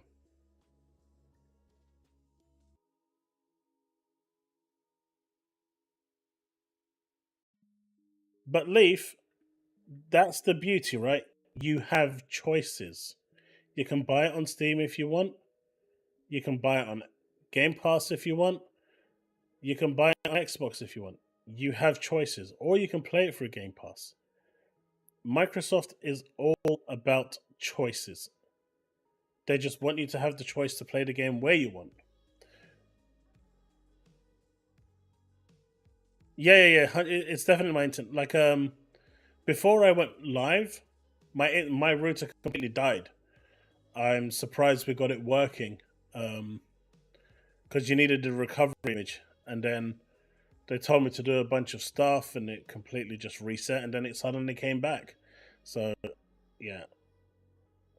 Again, like, massive apologies for that. Jeff Keighley is mad Microsoft didn't give him 250. Oh man, that is so stupid. 250,000 for a minute. That's crazy.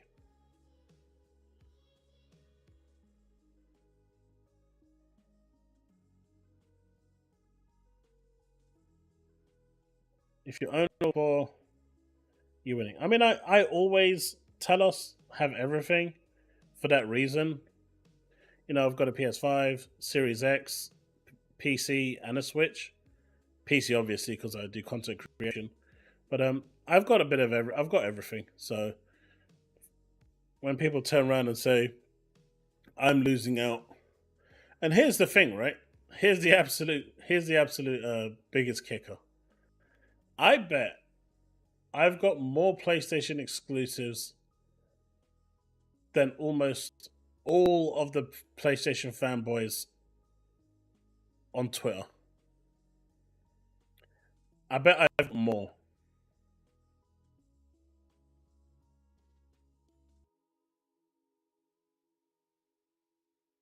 I'll forgive you when you refer to corpses as corpses. Look, they're giant spiders, okay? Giant spiders! And no one wants giant spiders, they just want them dead. But I tell you what, drop a super chat and I'll refer to them as corpses for all you like. Can't get more fairer than that. But Gears of War EA devs promise return to horror from the original games, which is pretty damn awesome.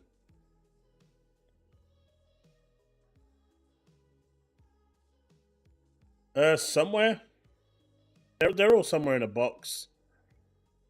Diablo.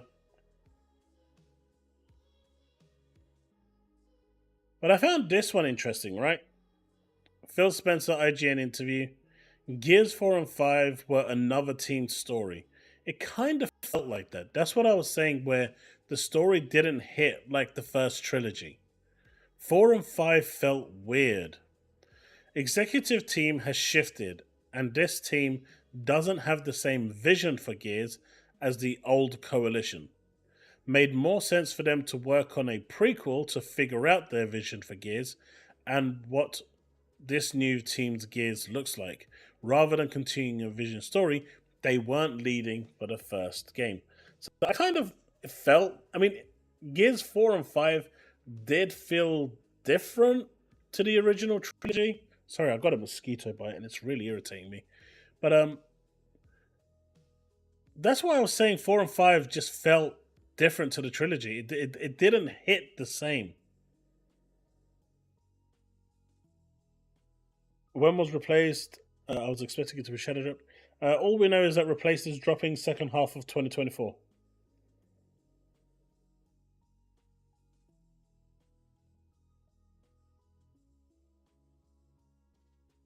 Do you know what? We will do it. Next stream. Next stream, we're going to do it. Unfortunately... Oh, wait. Actually...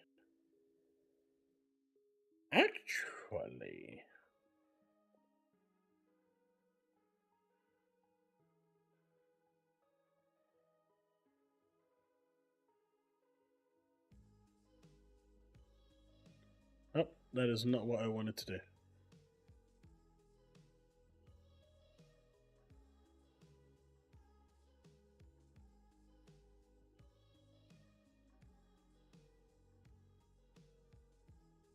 Let's see.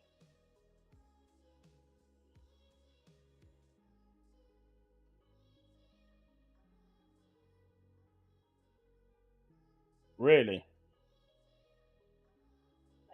Allow me to do it. Allow me to change it. Oh no.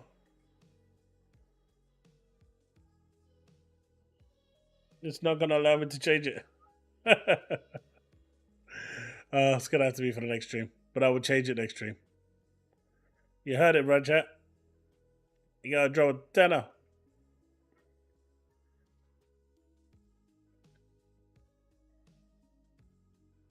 But 4 had to overcome the end of a story and start anew, in my opinion. Is so we see Kate with a butterfly. Yeah. Hey, look, I tried. It didn't work. Oh, will it work?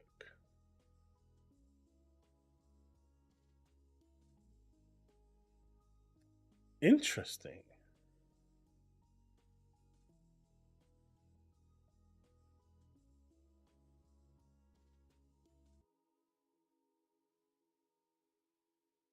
What's it, chat?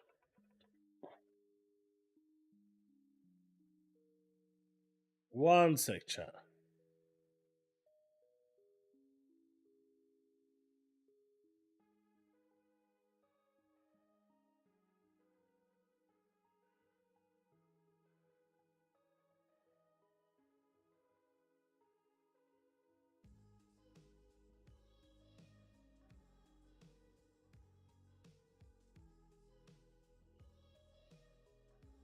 Huzzah! There you go. Gears, E-Day. It's done. Pay up.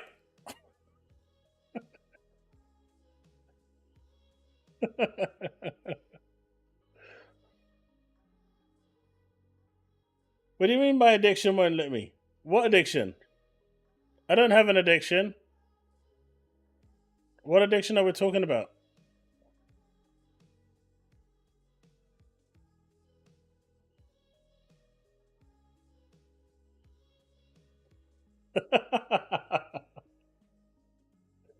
Oh. Fun. It's Chaos the Taxman. But this happened today, right, chat? So Peter Rover decided to go on one of his stupid escapades like he always does. But this person, Doom, didn't understand that exchange rates are a thing and believes that people in the UK use dollars as a currency to pay for their games. And apparently Phil Spencer is charging $90 for Black Ops 6 in the UK. How do you super chat? At the very bottom, you should see like a money symbol. Like within the chat box, I think.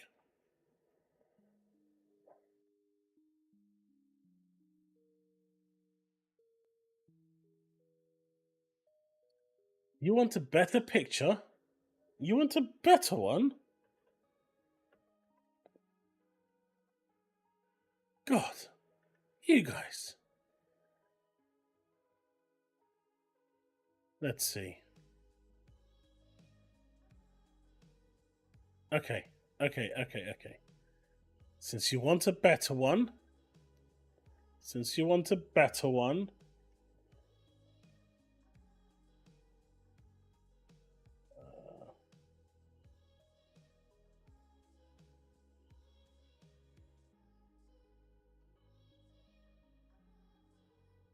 Probably not the best, but there you go.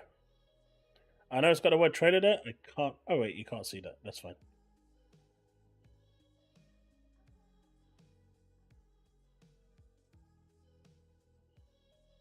Is that better?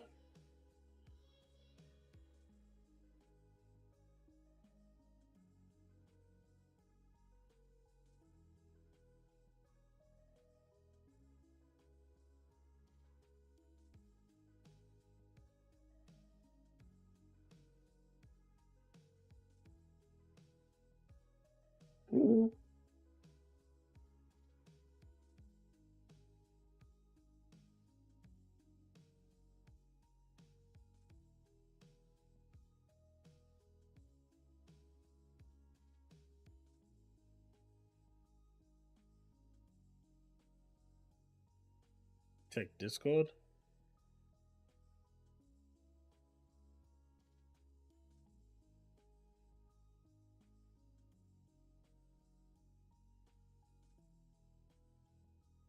Wait, you want that?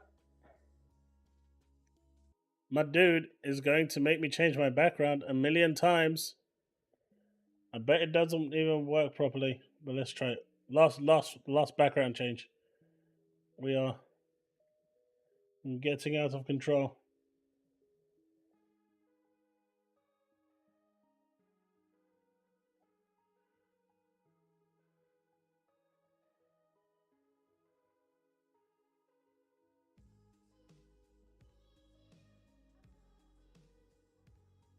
That did not end well. But you see the Gears logo.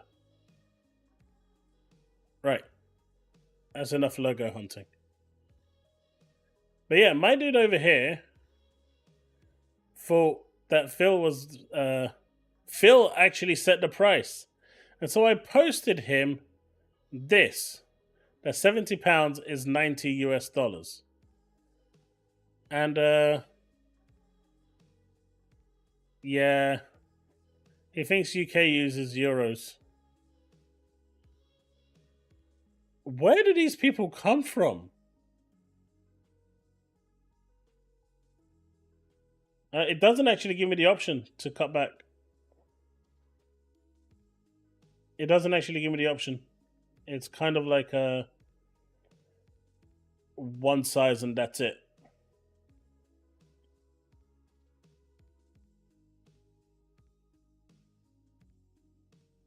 Or is it? No, it is one size and that's it.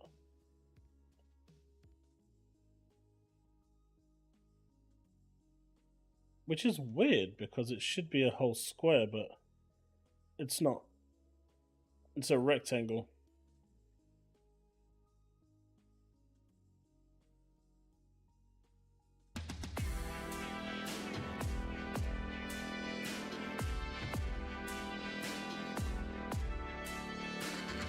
Say no to waifu kids.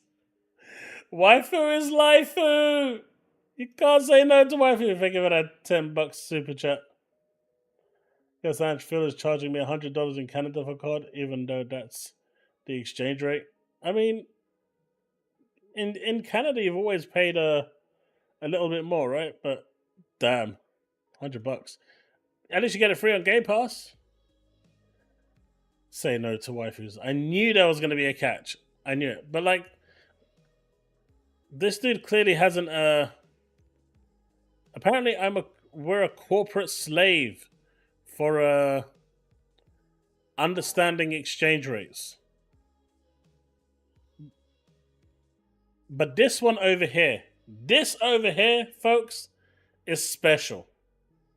This one is special, right? Apparently, the length of the game dictates how powerful you need a console to be in order to run said game.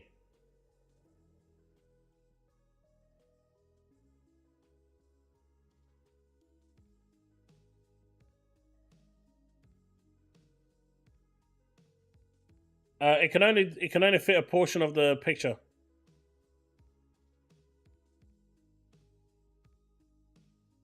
Which is why I said the previous one was better. This one I think is it this one? No. That one at least you can see the gears.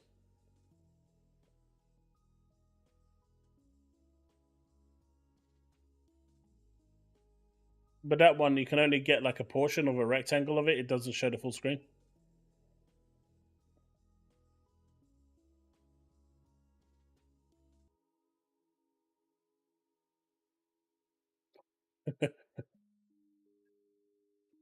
One day. I was kind of peeved with the Taken King being $40 and £40. I mean, that's always been the case though, right, Brick? Even when like the consoles were announced, it was don't you remember the PS3? It was $599 in the US and $599 in the UK. That's never changed. It's always kind of all they ever do is change the $sign to a £sign. Why I was smart at the time and imported my PS3 from the US, I got it brand new for £300. That was a bargain. And it was region free, so who cares? I don't think the game's length determines. I mean, I know, right? I actually saw Steve having a go at this guy as well, because this guy thinks Myth Wukong isn't coming to Xbox anymore. I mean, come on, how stupid can you get? This is like really fucking stupid. I mean, you know how Dark says there's levels to this? There really is levels to this level of stupid. I mean, you've got to be a special kind of stupid to be able to come up with that sort of a response.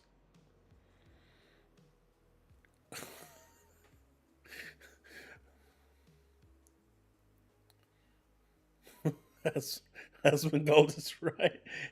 Kids and young adults are getting dumber. I mean, not powerful enough to run a 5-hour 30 FPS game. Like, what does the length have anything to do with it? I'm like, come on. Like, what is going on?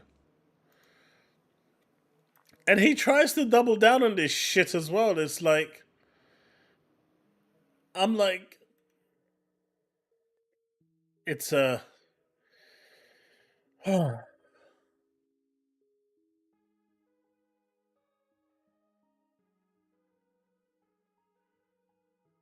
mean, there is, but I think this might actually beat it. This guy genuinely believes that the length of a game is, you know, respectful of the actual, powerful of the console. Tell us me over. Crybabies make me sick. I swear most folks are just plain dumb.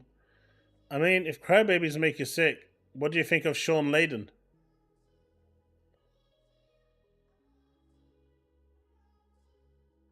I mean, the fact that he's actually even liking this tweet is insane. My dude works for Tencent. My dude was crying that consolidation kills the industry and works for Tencent while he's saying that.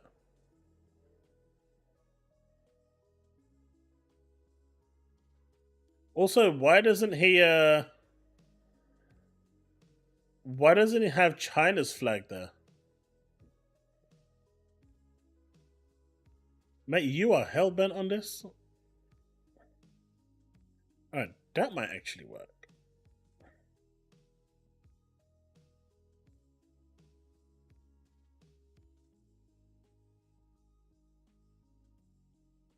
That might actually work.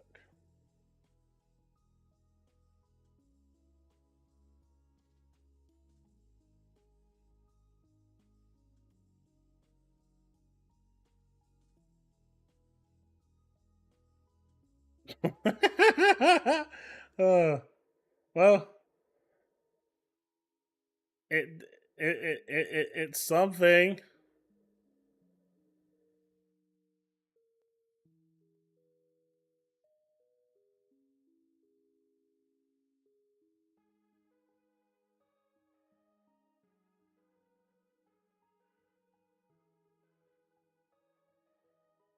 Wait, what does he want me to do? There's no cat post.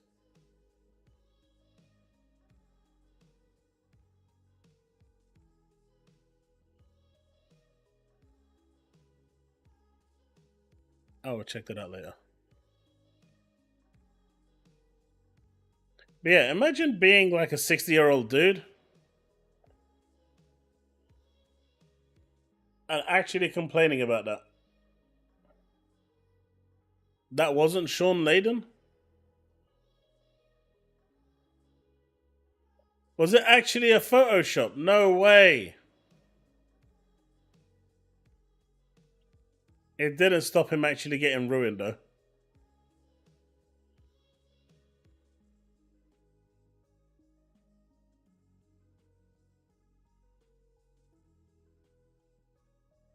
You mean they actually went that far?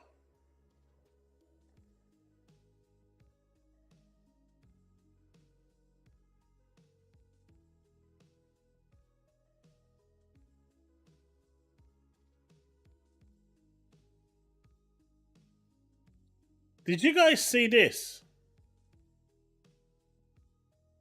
So, Colt posted this, right?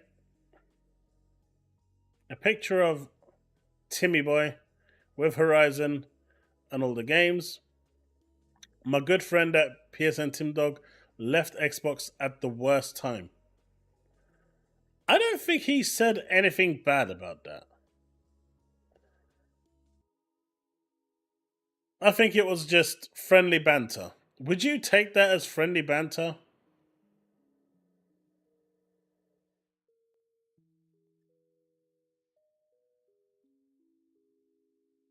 Would you take that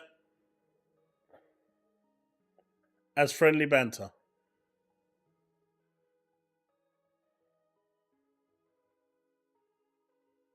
Stolly, he's lost it. And this is what he posted now. He said, Cole, only thing is Horizon didn't go to Xbox and blah, to me as well, coming to PlayStation. And that list behind me is all coming to PlayStation and will be played better on PS5 Pro while it's chugging on that special edition. Like, he is really hating on Xbox. I mean, this guy has serious issues and he's posted this. But what he actually posted, which he now deleted, was private conversations between himself and Colt. He actually went and posted that live on X. Like, you have to be really fudged up.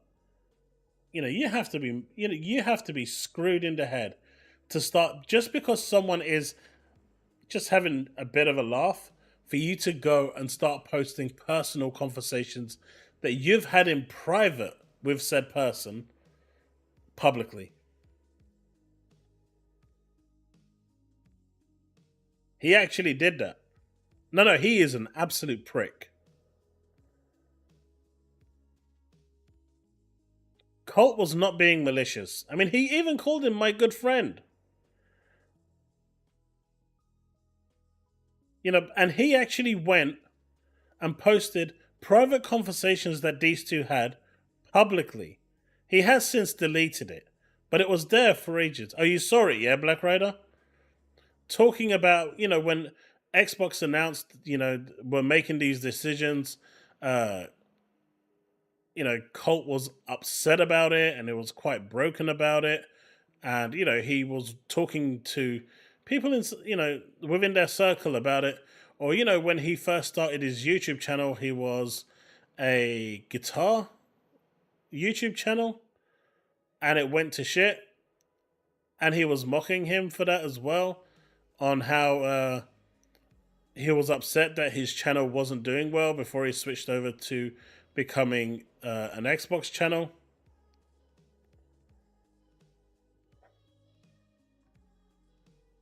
Like, you know, there's a line that you don't cross, in my opinion. You can troll and you can, you know, mess about, and that's all fair game. But if I have a private conversation with one of you, unless you come out and turn around and say that I said X, Y, and Z, and then in order for me to be able to prove myself, I have to use that content. You just don't use that content. That was said in private. There's a reason why it's a DM and not made public. Hey, Live Supremacy, how's it going? Cold Griftwood is your number one public enemy?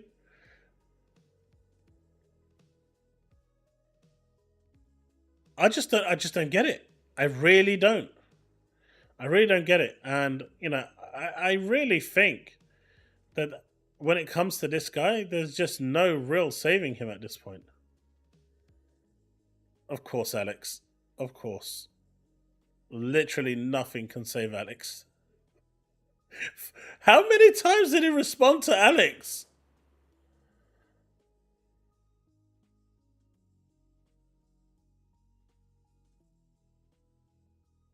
Dude seriously needs some help. But you know what? He has a partner in crime now. Mr. Ovo.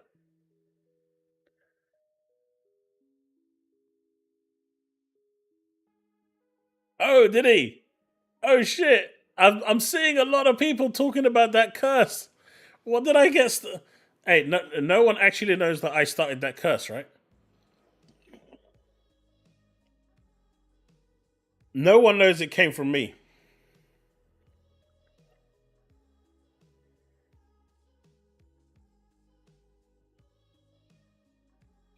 You don't know where Tim Dog stands. Tim Dog is the type of person that will flip-flop the moment he has a chance to.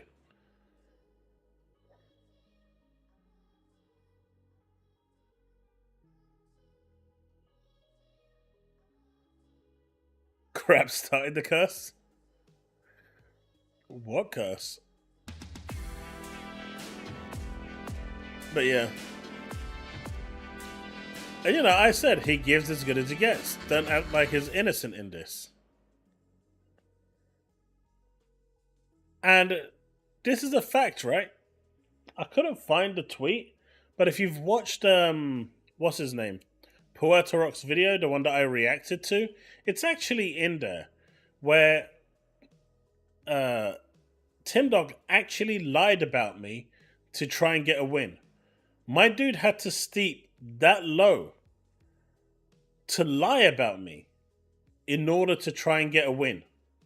He basically said that I said something that I didn't say to try and get that win. Like, how sad and pathetic do you have to be? And this is why in Discord I got a little bit frustrated earlier, because I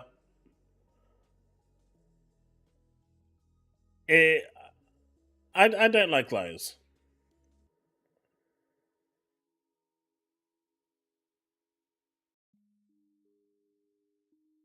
But this is where it gets worse, right?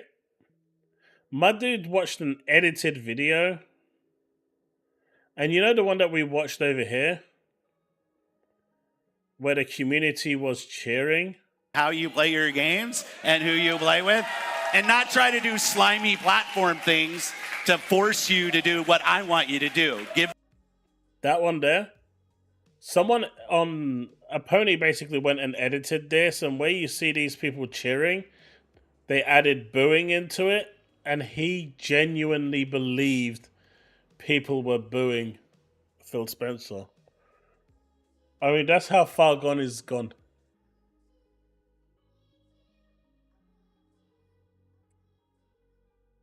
That's how far he's gone. There's just no saving him. Helder Oliveira, thank you for that $2. Tim Dog sold his soul to the devil. I mean, yeah. I just don't get it. I don't get how much. Don't mind Tim Dog, he's having a midlife crisis. You'd think a grown man in his 50s and 60s would actually not stoop to this level. But he did. Here's the tweet that I had with the actual thing, and him actually deleting the tweet, the one where he exposed all the tweets from, whatchamacallit, Colt Eastwood. But there was a clip regarding Colt that I did want to play, and I wanted to get your thoughts on it. Let me see if I can find it.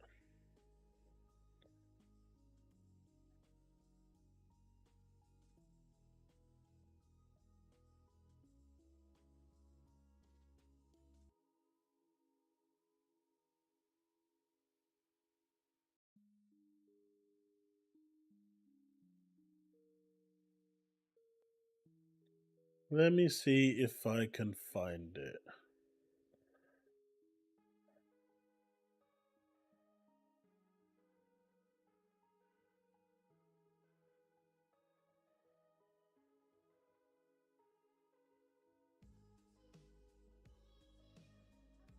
People still going on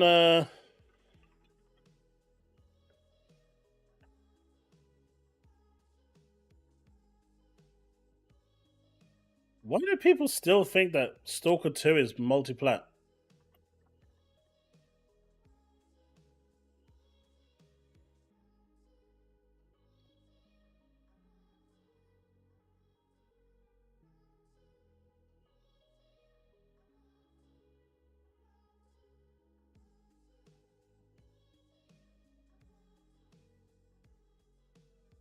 Where is it? I think it was up here somewhere.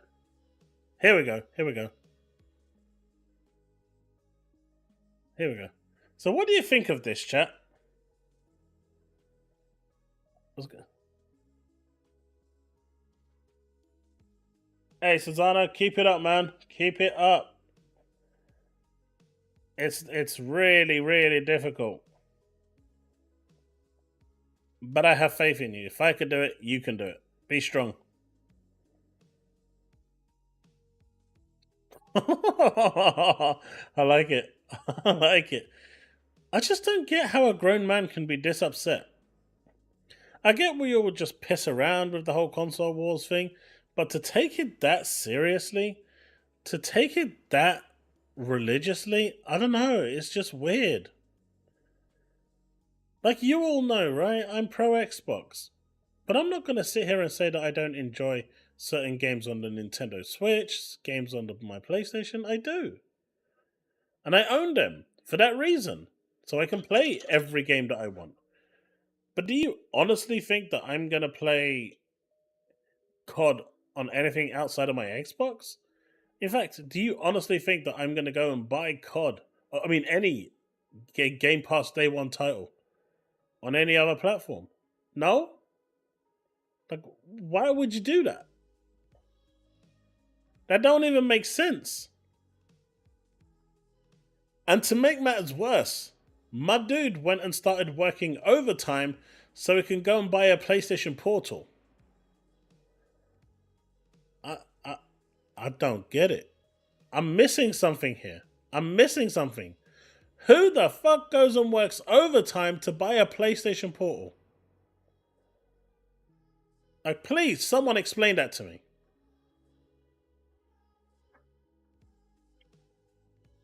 Who goes and works overtime so they can afford to buy a PlayStation Portal? And then come to Twitter and use that as a gotcha moment to try and trigger people, try and trigger Xbox fans. Hey, John Gray, if it was on my N64, I'd have bought it. Just to see how it ran.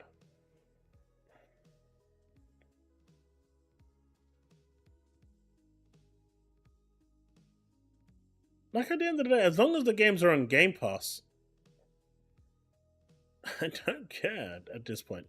There are tentpole titles that I think need to stay because it will destroy the brand. And I like the Xbox brand. I've always loved the Xbox brand. It's been my brand since the Xbox OG, right? I've loved my Xbox. So certain games I think are absolutely warranted to stay. They need it. But overall, Day One Game Pass is the key. But to go on that escapade where my dude was showing off that he had to work overtime just so he can afford a PlayStation Portal, I don't know, man. That ain't it, Chief. That ain't it for me. But anyway, let's check out what this dude is saying. This was an interesting listen. And I don't care who it is. You meet somebody, it's a cool moment to meet somebody that likes the same thing as you. Jeff couldn't give a flying fudge meeting me in person in 2022. He knows I'm Cole Eastwood. I'm this guy who makes YouTube videos. Some people watch my crap, whatever. I'm not expecting anything other than for him to be a decent mother effing human being and say, oh, hi, Colt. Nice to meet you. Oh, you like the Summer Games Fest? Oh, thanks. Because I said, hey, really enjoyed the show. The stage looked phenomenal. That screen on the floor, that is so cool. You guys put on a great show. And he's like, yeah. And he's on his phone flipping through freaking Instagram. And I'm like, okay, Jeff's one of those guys. He's looking around for someone more important to talk to. Dude, you got all night. I took 1 minute of your time, okay? Yeah, he has been a jerk since then. I don't know. I've always liked him, but, you know. Who's a jerk now? Jeff Keighley's been a jerk since G4 days, says this guy, but I don't know. After this weekend, I saw it, bro. I saw his demeanor and stuff. He looks like an uppity jerk. There's another prominent person in the media that has been up on Xbox podcasts, been in front of, interviewed Phil and Todd Howard and all these people that didn't take a moment to say, hi, Cole. Yeah, no, appreciate that. Oh, glad you watched the stuff. Nice to meet you. And give me just a minute. What do you think? What do you think?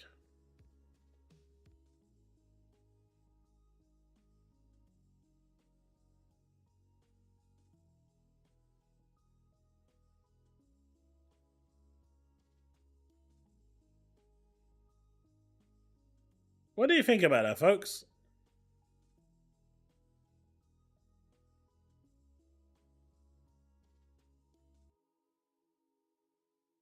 What do you have to say?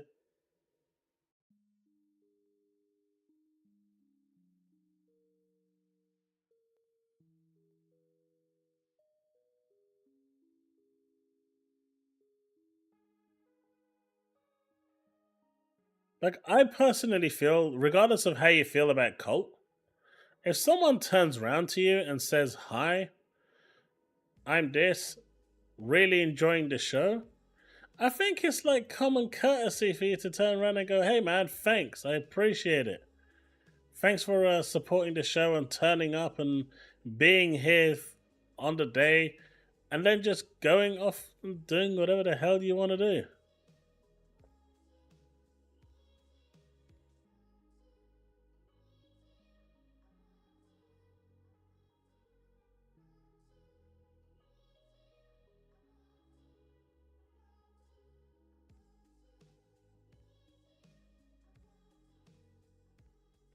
I mean, he literally said the context is he was there on his phone, swiping Instagram, and couldn't give a shit.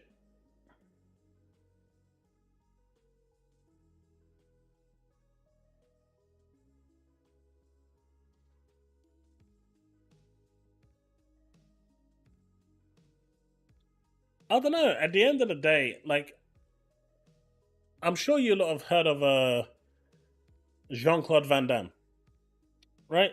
I'm pretty sure a lot of you have heard of him, right? Jean-Claude Van Damme. Bloodsport, one of his famous movies. But Van Damage.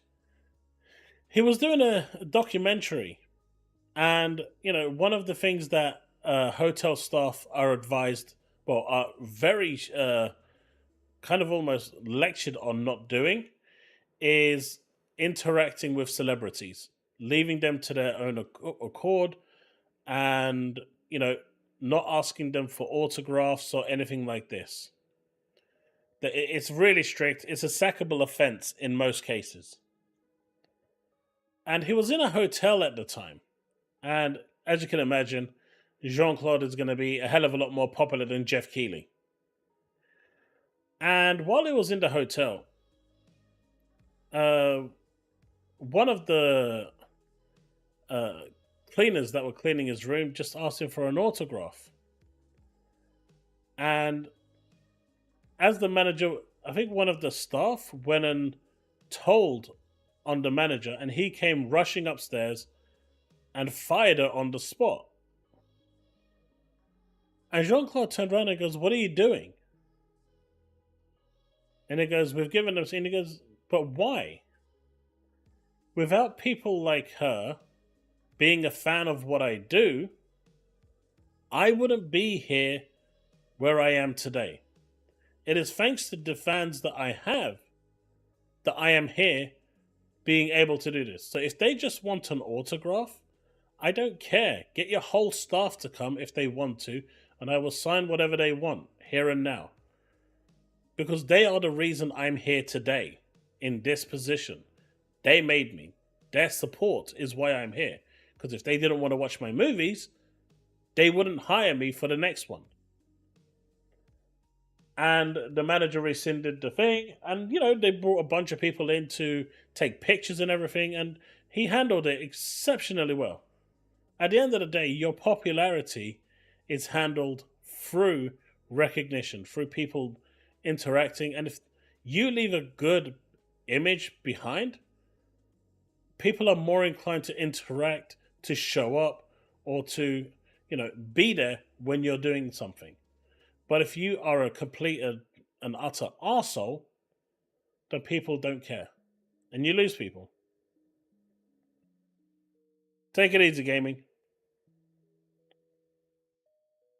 I wasn't talking about Colt's autograph, I'm just saying. And I think he handled that really well. And so in Jeff Keighley's position, I think he should have handled that a lot better.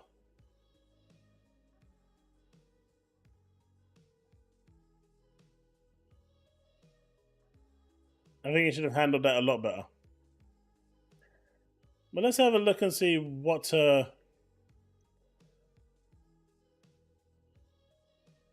is happening in... Wait, you what?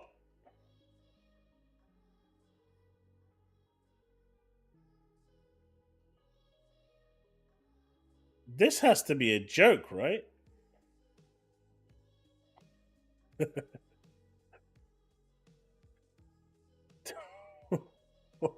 What?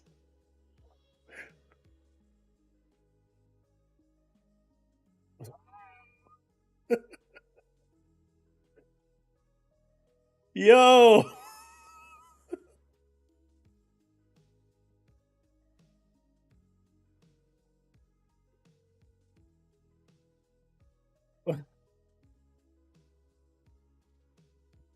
What's going on? It's by WarioWare. What's going on?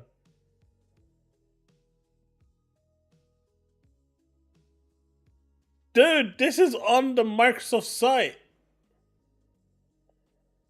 This is legit.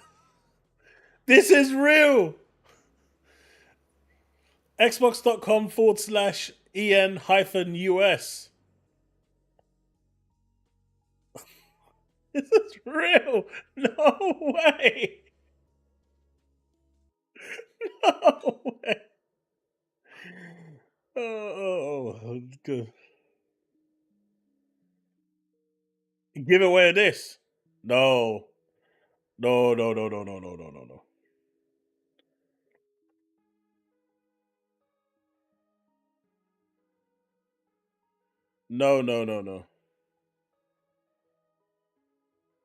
What, $2,000 for a game?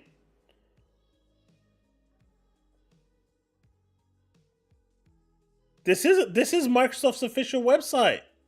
Oh wait, you guys aren't looking. This is the official Microsoft website.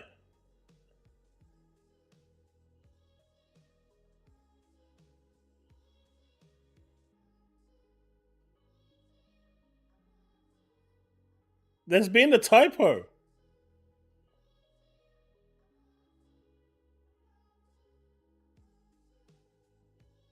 Yeah, it's a glitch. It's a mistake because you can see it down here. Aiden Chronicles, 37, 59.99.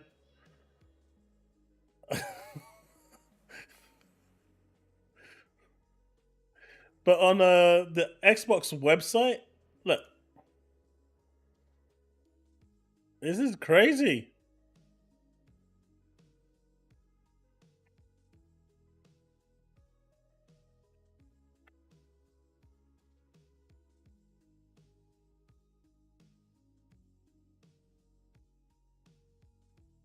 That would be Mario 64. I think it sold for 1 point something million.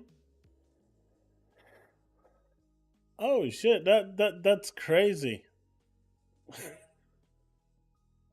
Remember, no refunds. I ain't even trying that Leaf Storm. You do it.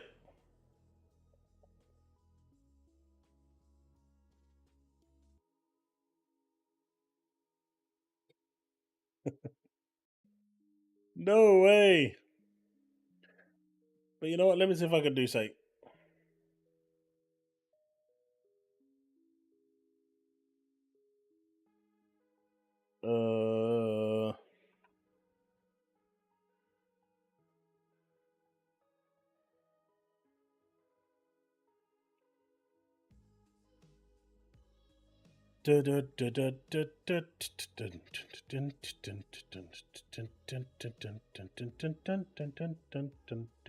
Demonetized. Is it here? No. Where am I looking? Where am I looking? Where am I looking? All right.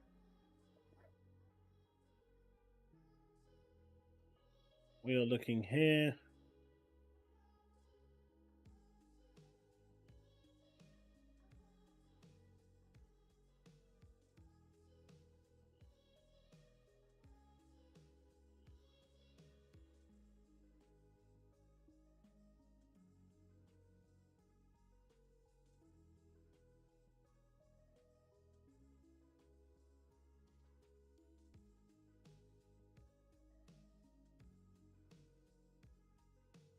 All right, so in a little while, we're going to be doing.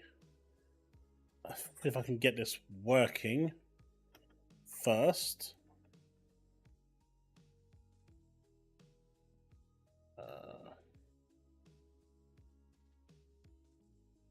Okay, that's fine.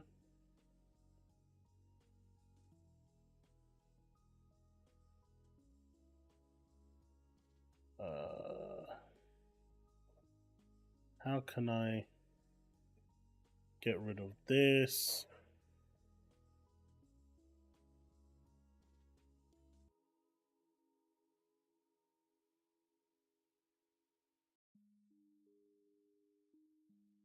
Nope, it's not going to let me do it.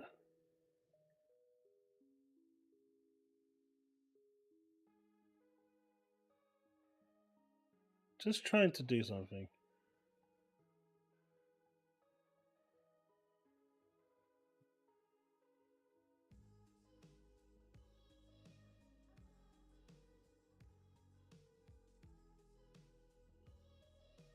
Okay, okay. Let's make that 20. Okay. And let's make that.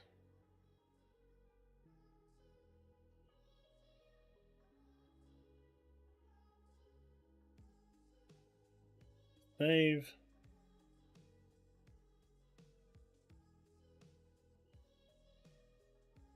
What do you mean? What do you mean?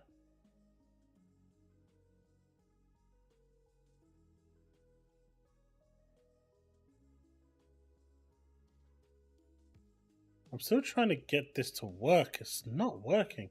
Raffle isn't the one. I'm trying to get the giveaway to work. But it's not goddamn working.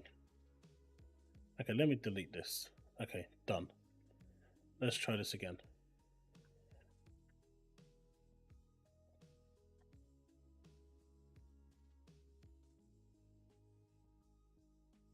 Now, this is going to be on for 20 minutes.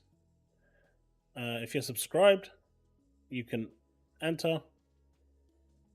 It is for an Octo Traveler 2 code. Octopath Traveler on Xbox. Courtesy of Square Enix.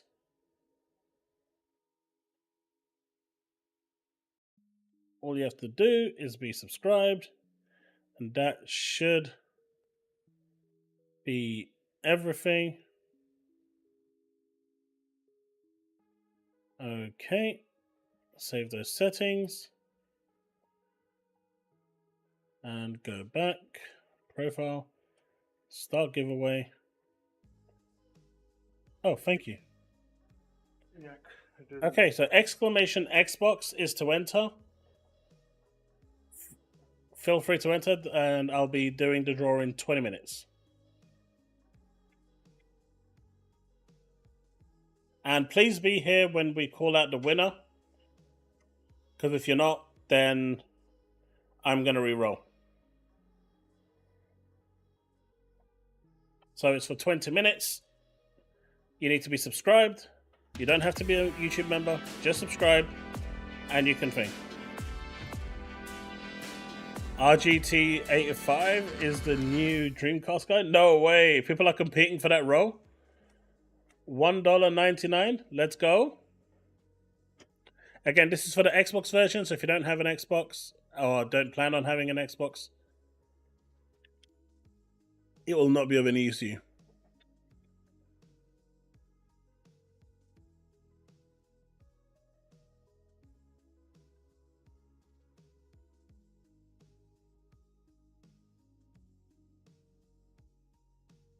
You'd say he was the Dreamcast guy? I remember RGT from really bad takes.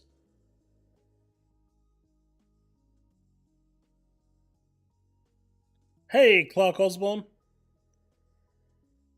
But thank you very much for that super chat, dude. I appreciate it. But yeah, let's continue on our... Where was we? Yeah, that's funny. That's funny. 1,999. Oh, that's glorious. Where was we? All right, let's go home.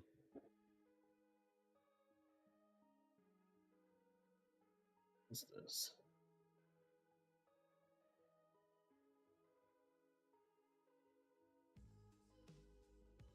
All right, let's just see what's going on in the world of Twitter while that giveaway continues. Remember, you need to be subscribed to enter. Game Pass saved me $1,800 today. Let's go. And who said Game Pass doesn't save money? Look, the shader figure on the floor might despawn before I kill the enemy, so I have to go get it first. It's important. I need my 888th character. Why do I feel like when Chille said this, there is shots fired aimed at me? That's like me against every single boss. I go for the shiny before I think.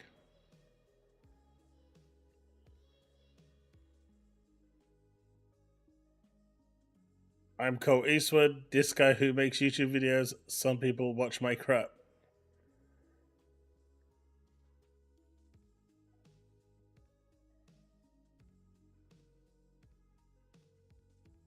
I don't know, I just felt like there was shots fired there. Man, this game looks really good. I am really excited for Expedition 33. This is the RPG one, right?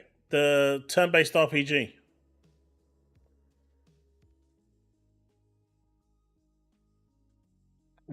We was about to play the Gears trailer. How's it going, Chille? It is surprising I am hearing this a lot from creators and even people in the industry, but I totally get how Cult feels. I don't like to share private DMs to keep it professional, but Jeff Keighley DMs me, and when he does, it's absolutely belittling and negative. It is true that because he doesn't like Xbox... Is it true that because he doesn't like Xbox or Microsoft? I really looked up to Jeff and attended his shows with Kojima in New York in the past, but I don't know if I can continue supporting him if he continues to treat creators and devs this way. Sentiment is changing, I guess. No wonder Kojima isn't around him anymore and tries to stay away from what I hear. I don't think he hears anything personally, but that's what I was talking about when I was telling you that story about Jean-Claude Van Damme. If you start to act like a dick, it spreads like wildfire and no one wants to know you. You would have hissed that, Cole? No way. Guys, remember, exclamation Xbox. We're going to be doing the giveaway once the timer is up. So, remember, you do have to be subscribed to the channel.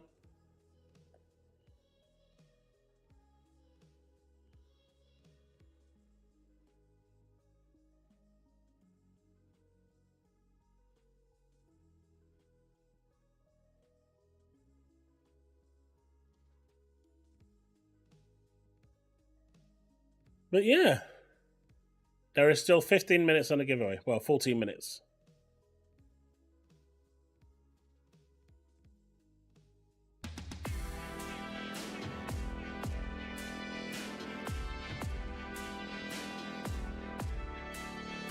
Powerboss, Xbox, let's go! That's what we like to hear. That's what we like to hear. I mean, I think Xbox is on the right path. Well, me and Paris did differ a little bit with our views on that one, but I think, the way that Phil is going, I think by the end of this generation, he'll have found his footing, and I think he'll be in the right place. Unbelievable. Rise of the Ronin is the best-selling Koei Tecmo game so far. How many copies did the other game sell? 3?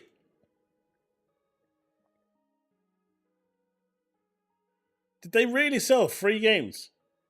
Thank you for that 2 months of membership, Powerboss. I appreciate you. Atomfall looked good.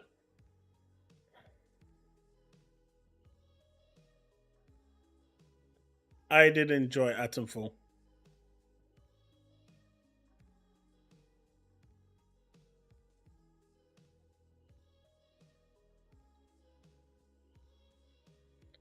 Hey, I do try. I do try.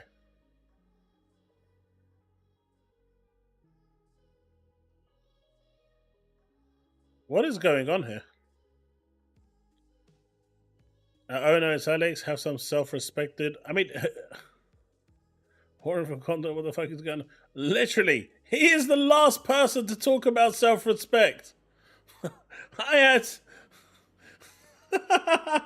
What the fuck? How can you talk about...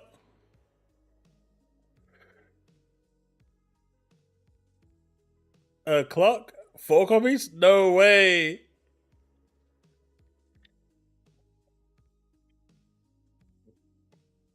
I mean, he is taking that Colt Eastwood thing personally, man. Man, hypercharge. Anyone else got this? Who, Tim? Probably outside of Peter Ovo and a few ponies who still want him on their side despite him ruining everything? No. But, man, that's great. We're featured in the top paid game section on the Xbox store. I'm really happy for these dudes, for the creators of this. It's like a dream coming true all of a sudden, and that is awesome.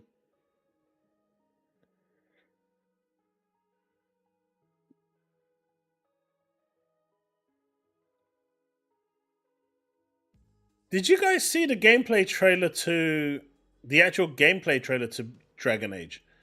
Why didn't they show that instead? Let me bring it up because I saw it today.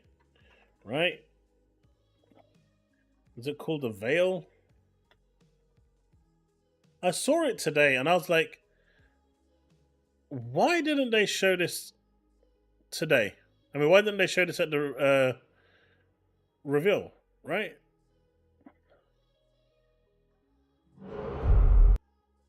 It was weird.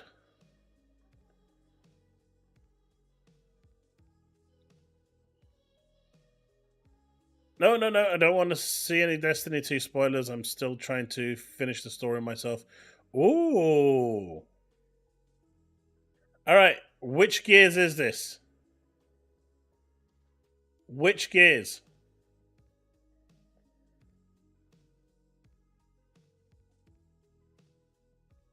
I expect one of you in the chat to at least know this.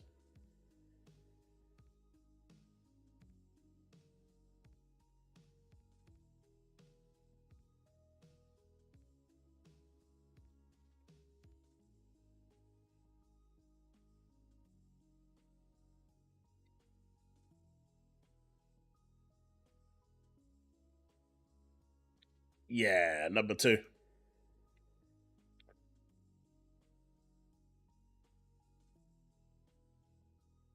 Do you remember the days when you had a whole trilogy of Gears come out in one console generation? Those were the good days, right? Those were the great days. Man, there's a lot of porn on Twitter. I'm still... What the hell? The game is set to launch later this year on Xbox Series X and PC platforms. According to The Verge's Tom Warren. Oh no! Chat! According to Tom Warren, Microsoft is considering releasing a PS5 version several months later. They're considering, right? They're considering. Not that they are.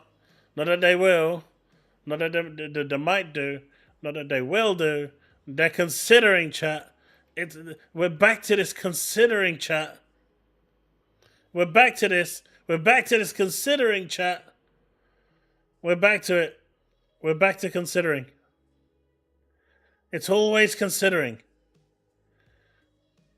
It's always considering. And though he had a random W today, he can take the L straight back.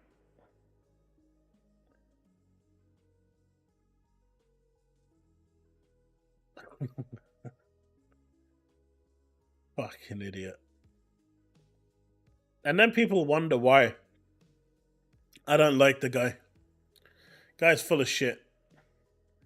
And then I think it was Peter today who turned around to me and goes, "Oh, but he wasn't wrong about Doom, was he?" Well, no shit. If you say every single game is being considered and one of them happens to land, how is that being right? How is that being right? Exclamation Xbox folks to enter.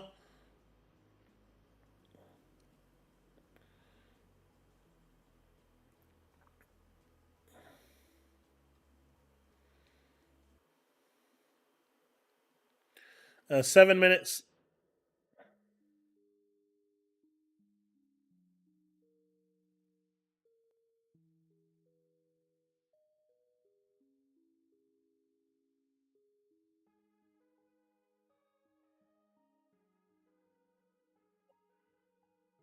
What? Really, Chille? 4 ATP. Oh shit.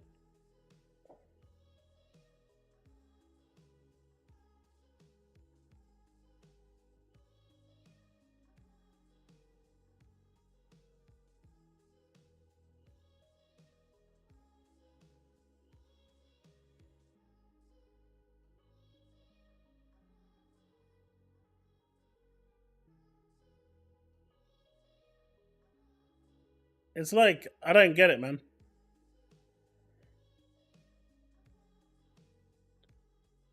To me, it just makes no fucking sense.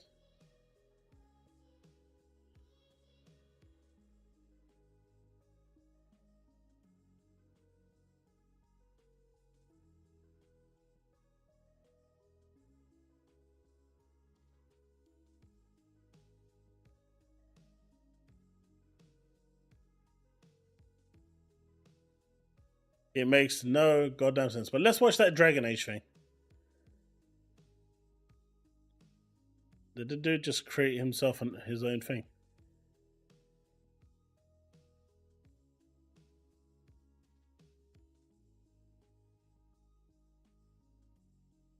The Metal Gear Solid thing looks really cool. Nope. What is he doing? What is this?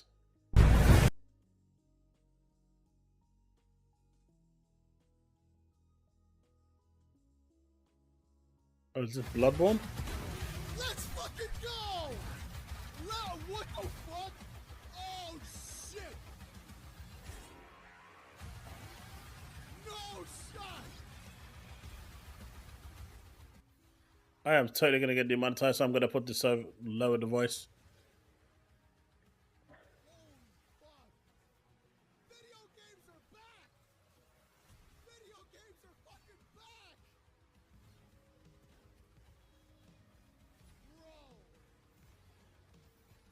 Bro! Doom? That's not Doom. Shut up! Shut the fuck up! Bro, he's got a map! He's got a what the fuck is this?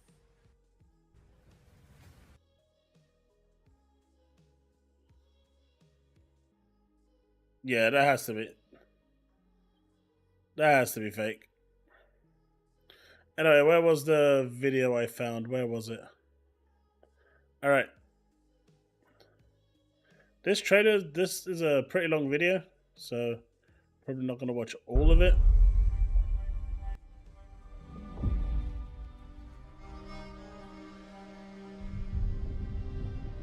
This is your first look at Dragon Age Veil. I hope Nev's as good at finding people as you claim. She's the best damn detective I've ever met. If she says she's got a lead on Solus, I believe her.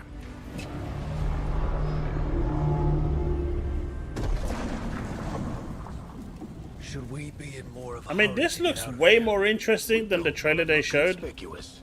Just get out on the and be nice Xbox and event. casual. Find Nev Gallus Why didn't and they show stop this? Solus. I mean, at least you can see what the game looks like.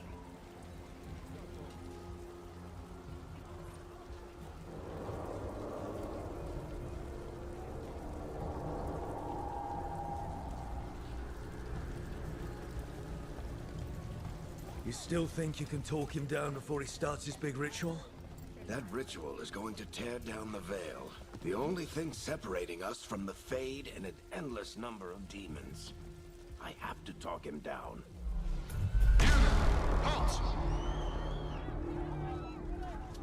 Wait! But I didn't do anything! Man, the voice acting is terrible. Are they after us? Is it because of the bar? Word travels fast in Minrathous. We've got to help her.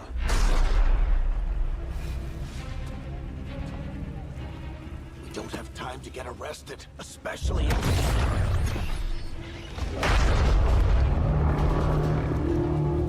I mean, it looks good.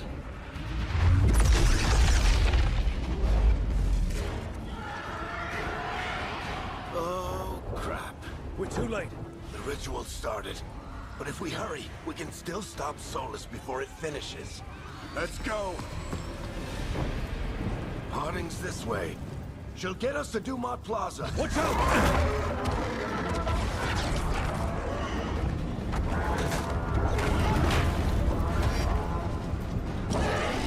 Is Solus summoning demons on purpose?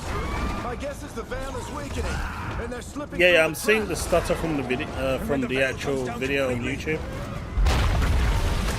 And the whole world is going to look a lot like this.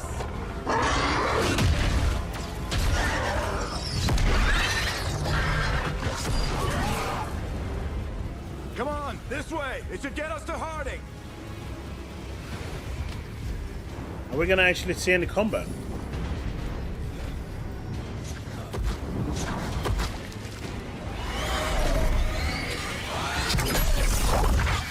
You're safe now. Get inside and bar the door as quick as you can, okay? Thank you, miss. Harding, you all right? I've been doing what I can to help. The ritual must be weakening the veil. There are a lot of scared people out here. And a lot of demons. Haven't seen this many come through the Fade in years. Wait, Chille, does this mean you've changed your verdict for the Xbox And Showcase? what about you two? Are you okay?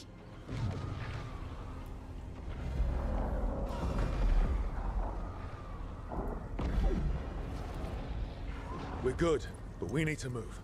Steven, you're in. Agreed. Solus isn't waiting. I'm not sure why neither it's can not we. popping up, but you're in. Have you got my gear? Right over there. Where's Nev It can have a night now. Wasn't she Let's at the meeting go. The Venatori got to her first. They grabbed her before we arrived and paid off the bar owner to keep it quiet. I'm not surprised our detective did something to piss off a cult of murderous blood mages, but their timing stinks. The bar owner said the Venatori took Nev to Dumont Plaza. Can you get us there, Harding? Rook, you're with the Shadow Dragons. I figured you'd know Minrathous better than I do. Sure, but Minrathous is huge, and this is nowhere near my neighborhood. I can try. Don't worry, scouting's my specialty. Follow me. Eyes up. We've got company.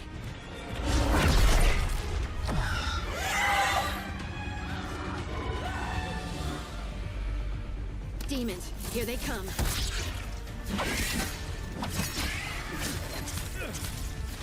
What? Chille again? I'm not even fixed. This isn't even fixed. I don't know.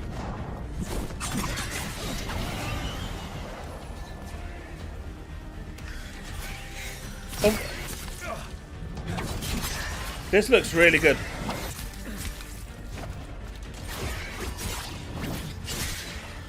Do you want it, pony friend? I think that's I don't the know, last of dude. them. Good. I don't know. Let's get to Dumont Plaza and find out. This isn't Patch fixed. yourselves up if you need it.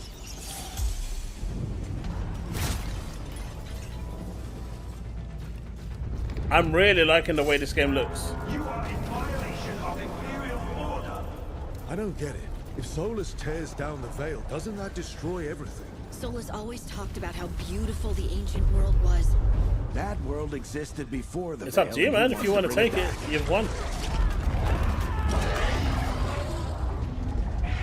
Even if his ritual kills us all in the process.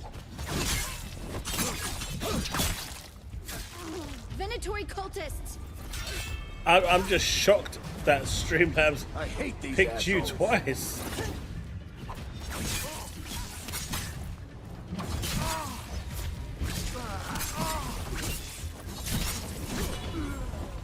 Looks like the Venatori put up a barrier to block the way. More intruders! Avenge our fallen brethren!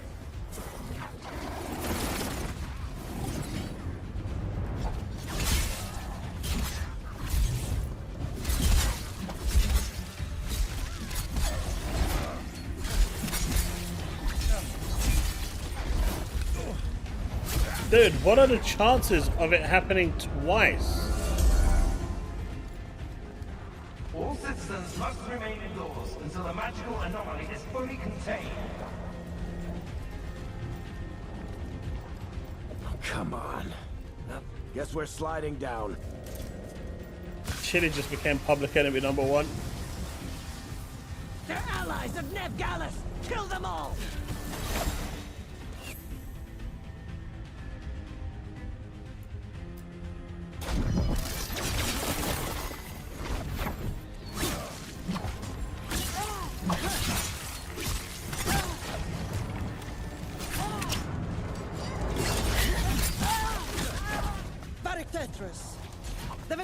roam these streets.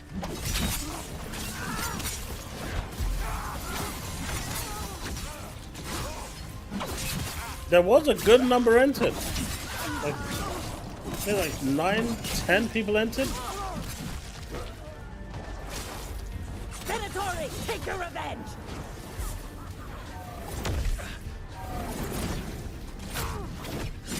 It didn't get concluded.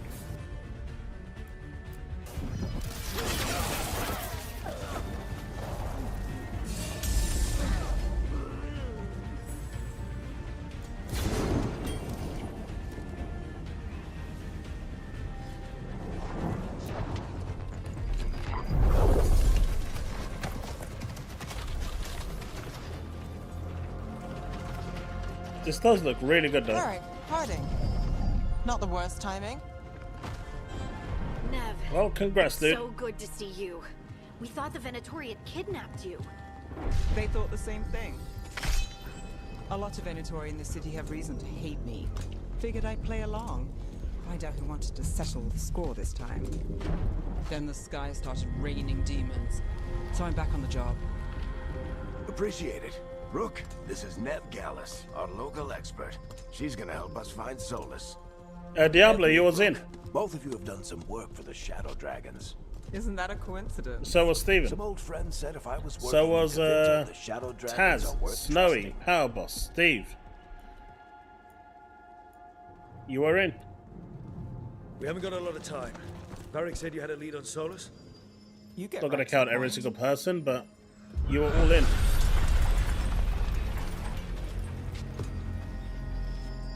I haven't seen Solus in person, but I did find hints of old magic. Similar I'm to gonna what try you and get in some more Elven codes. ruins. I traced it to a building beneath Our Lady of Victory. And maybe in a couple That's streams where your we'll man's hiding. be able to do another Let's giveaway. go. Before this ritual he's doing gets any worse. Worse, this ritual's already drawing more power than I'd expect from a dozen mages. You told me he was working alone. I also told you he was an ancient elven god. An elven god. Well, whatever he is, he's causing trouble in my city. Let's go. All citizens in the canal district must remain in their homes.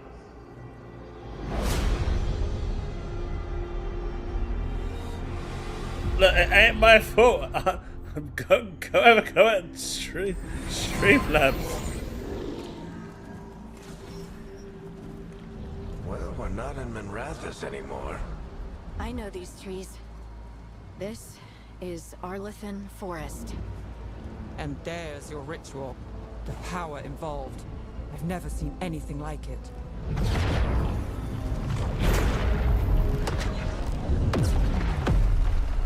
The tremors are getting worse.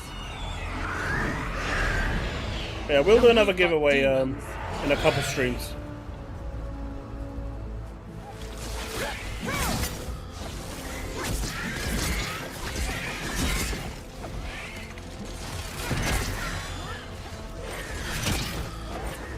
It will be on EA Play.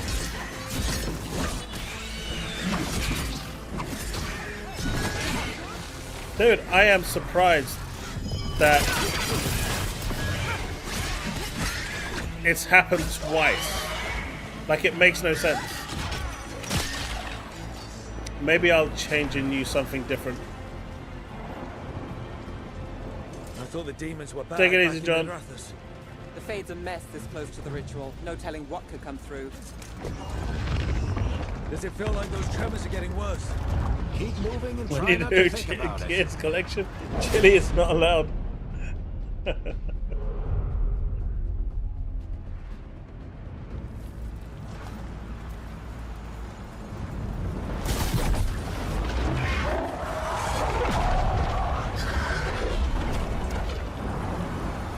We have to stop this demon quickly.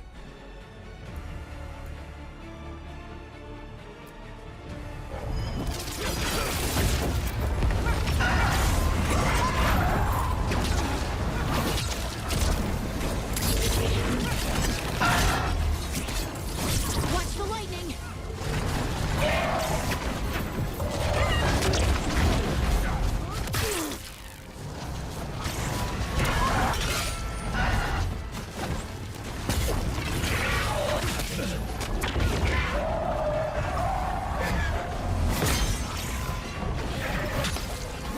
Leaf, he was. Dude, I have no idea how he managed to win twice. It doesn't... If you do any persona giveaway, only I'm allowed.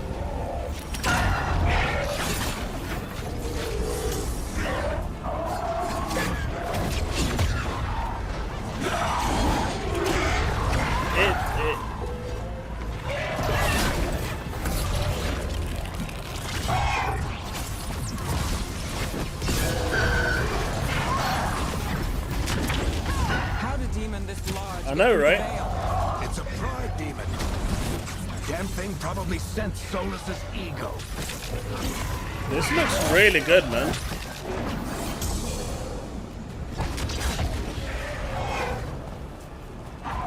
I'm really liking this. Why do people think this looks shit?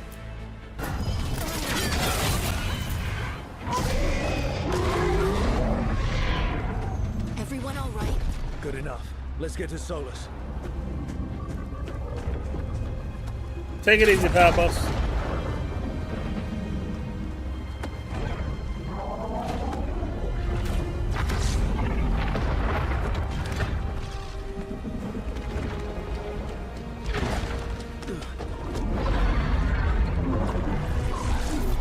Honestly, it almost reminds me of Dungeons and Dragons a little bit.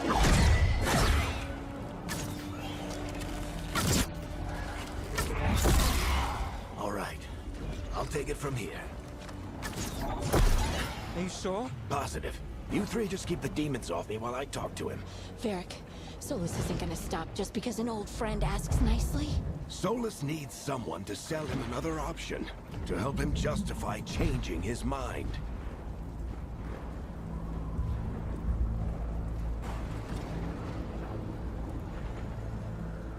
Come on, Varric.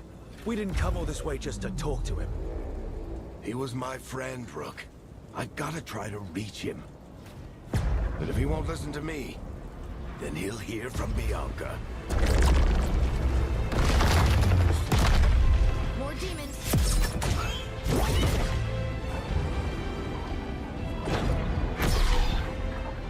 Rook, take care of the team for me.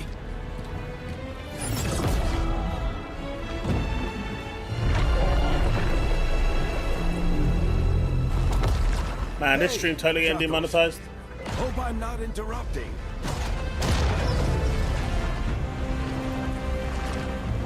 Elfman.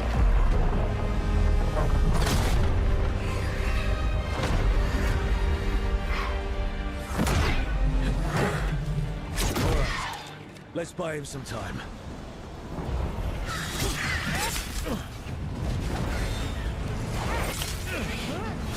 I hope Varric is getting through to Solus. We better talk fast. We can't hold these demons off forever.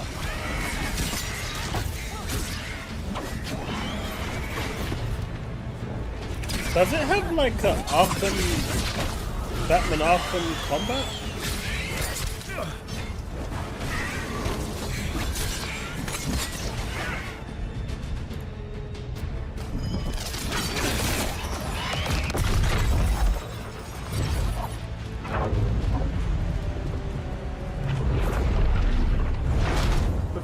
Is a wound inflicted upon this world. It must be healed. By drowning the world in demons? I have taken precautions to minimize the damage, Varric. Minimize the... People are dying right now. You need to listen.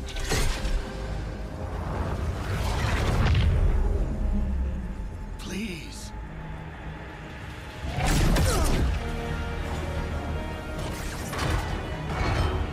People are always dying. It is what they do. Just let me tackle him. Shit. We need a better plan. Do you want me to take the shot? Won't work. He's too powerful. What if we disrupt the ritual? How? See those statues? If we break the scaffolding holding that one up, the whole thing will come down on Solus. It's risky. Interrupting a ritual of this scale will have consequences. And what about the demons? Varric needs us to hold them off. Right. You two stay here. I'll bring down the statue. What? No. Stepping into all that raw magic is suicide. The storm could tear you apart. Anyone got a better idea? Fine, but you'll need backup. I'm with you. I'm a mage. I'll go. Either way, someone needs to stay back and deal with the demons.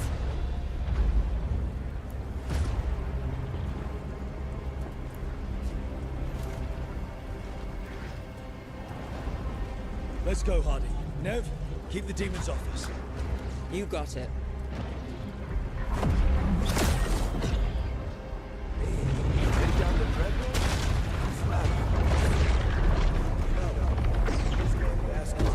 You can pick players a different character, right? We're not just gonna be the sword dude, or is this a different character?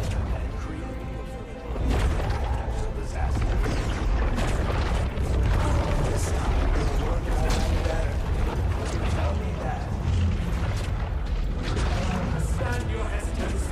What now must be done. Being passed to a comprehension.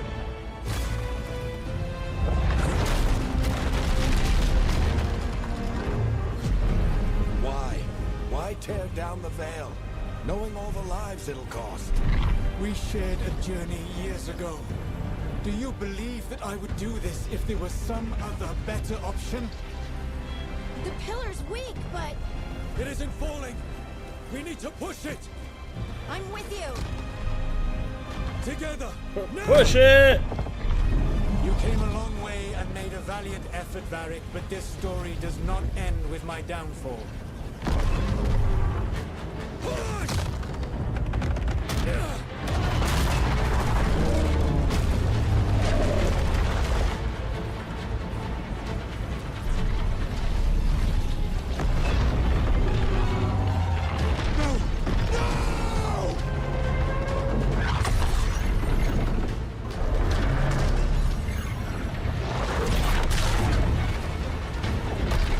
Oh, that's the end of the ritual.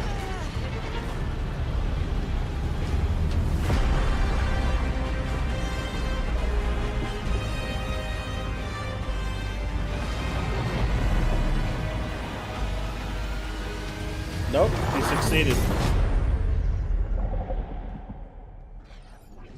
It's coming this year.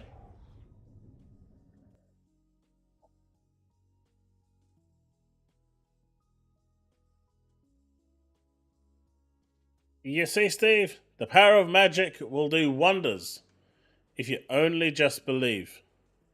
That's all it takes. All it takes is for you to believe. And you're there. But folks, that's going to be it for today. We will be back Thursday with another stream. I might be over at Twitch tomorrow with some Destiny, not 100% sure. Really depends how my internet's going to be. Hopefully by Thursday I should get my new router. So, yeah. I hope you've enjoyed the stream today. And I'll see if I can get another copy of Octopath. But either way, it's free on Game Pass anyway. The power of love and kindness.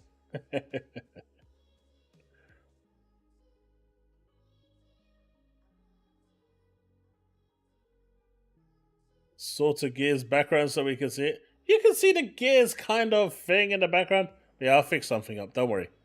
Don't worry. Just for you, Steve, I'll have something set up. But yeah, thanks so much for hanging out tonight. I know my stream has been a little laggy tonight, but I appreciate all of you just the same for being here, and I will definitely be back on Thursday. And for those of you that want to see the Destiny storyline, if I am streaming tomorrow over at Twitch, we will be playing some Destiny 2. But that's it. That is it. Peace out, everyone, and remain legend. Have a good night, folks.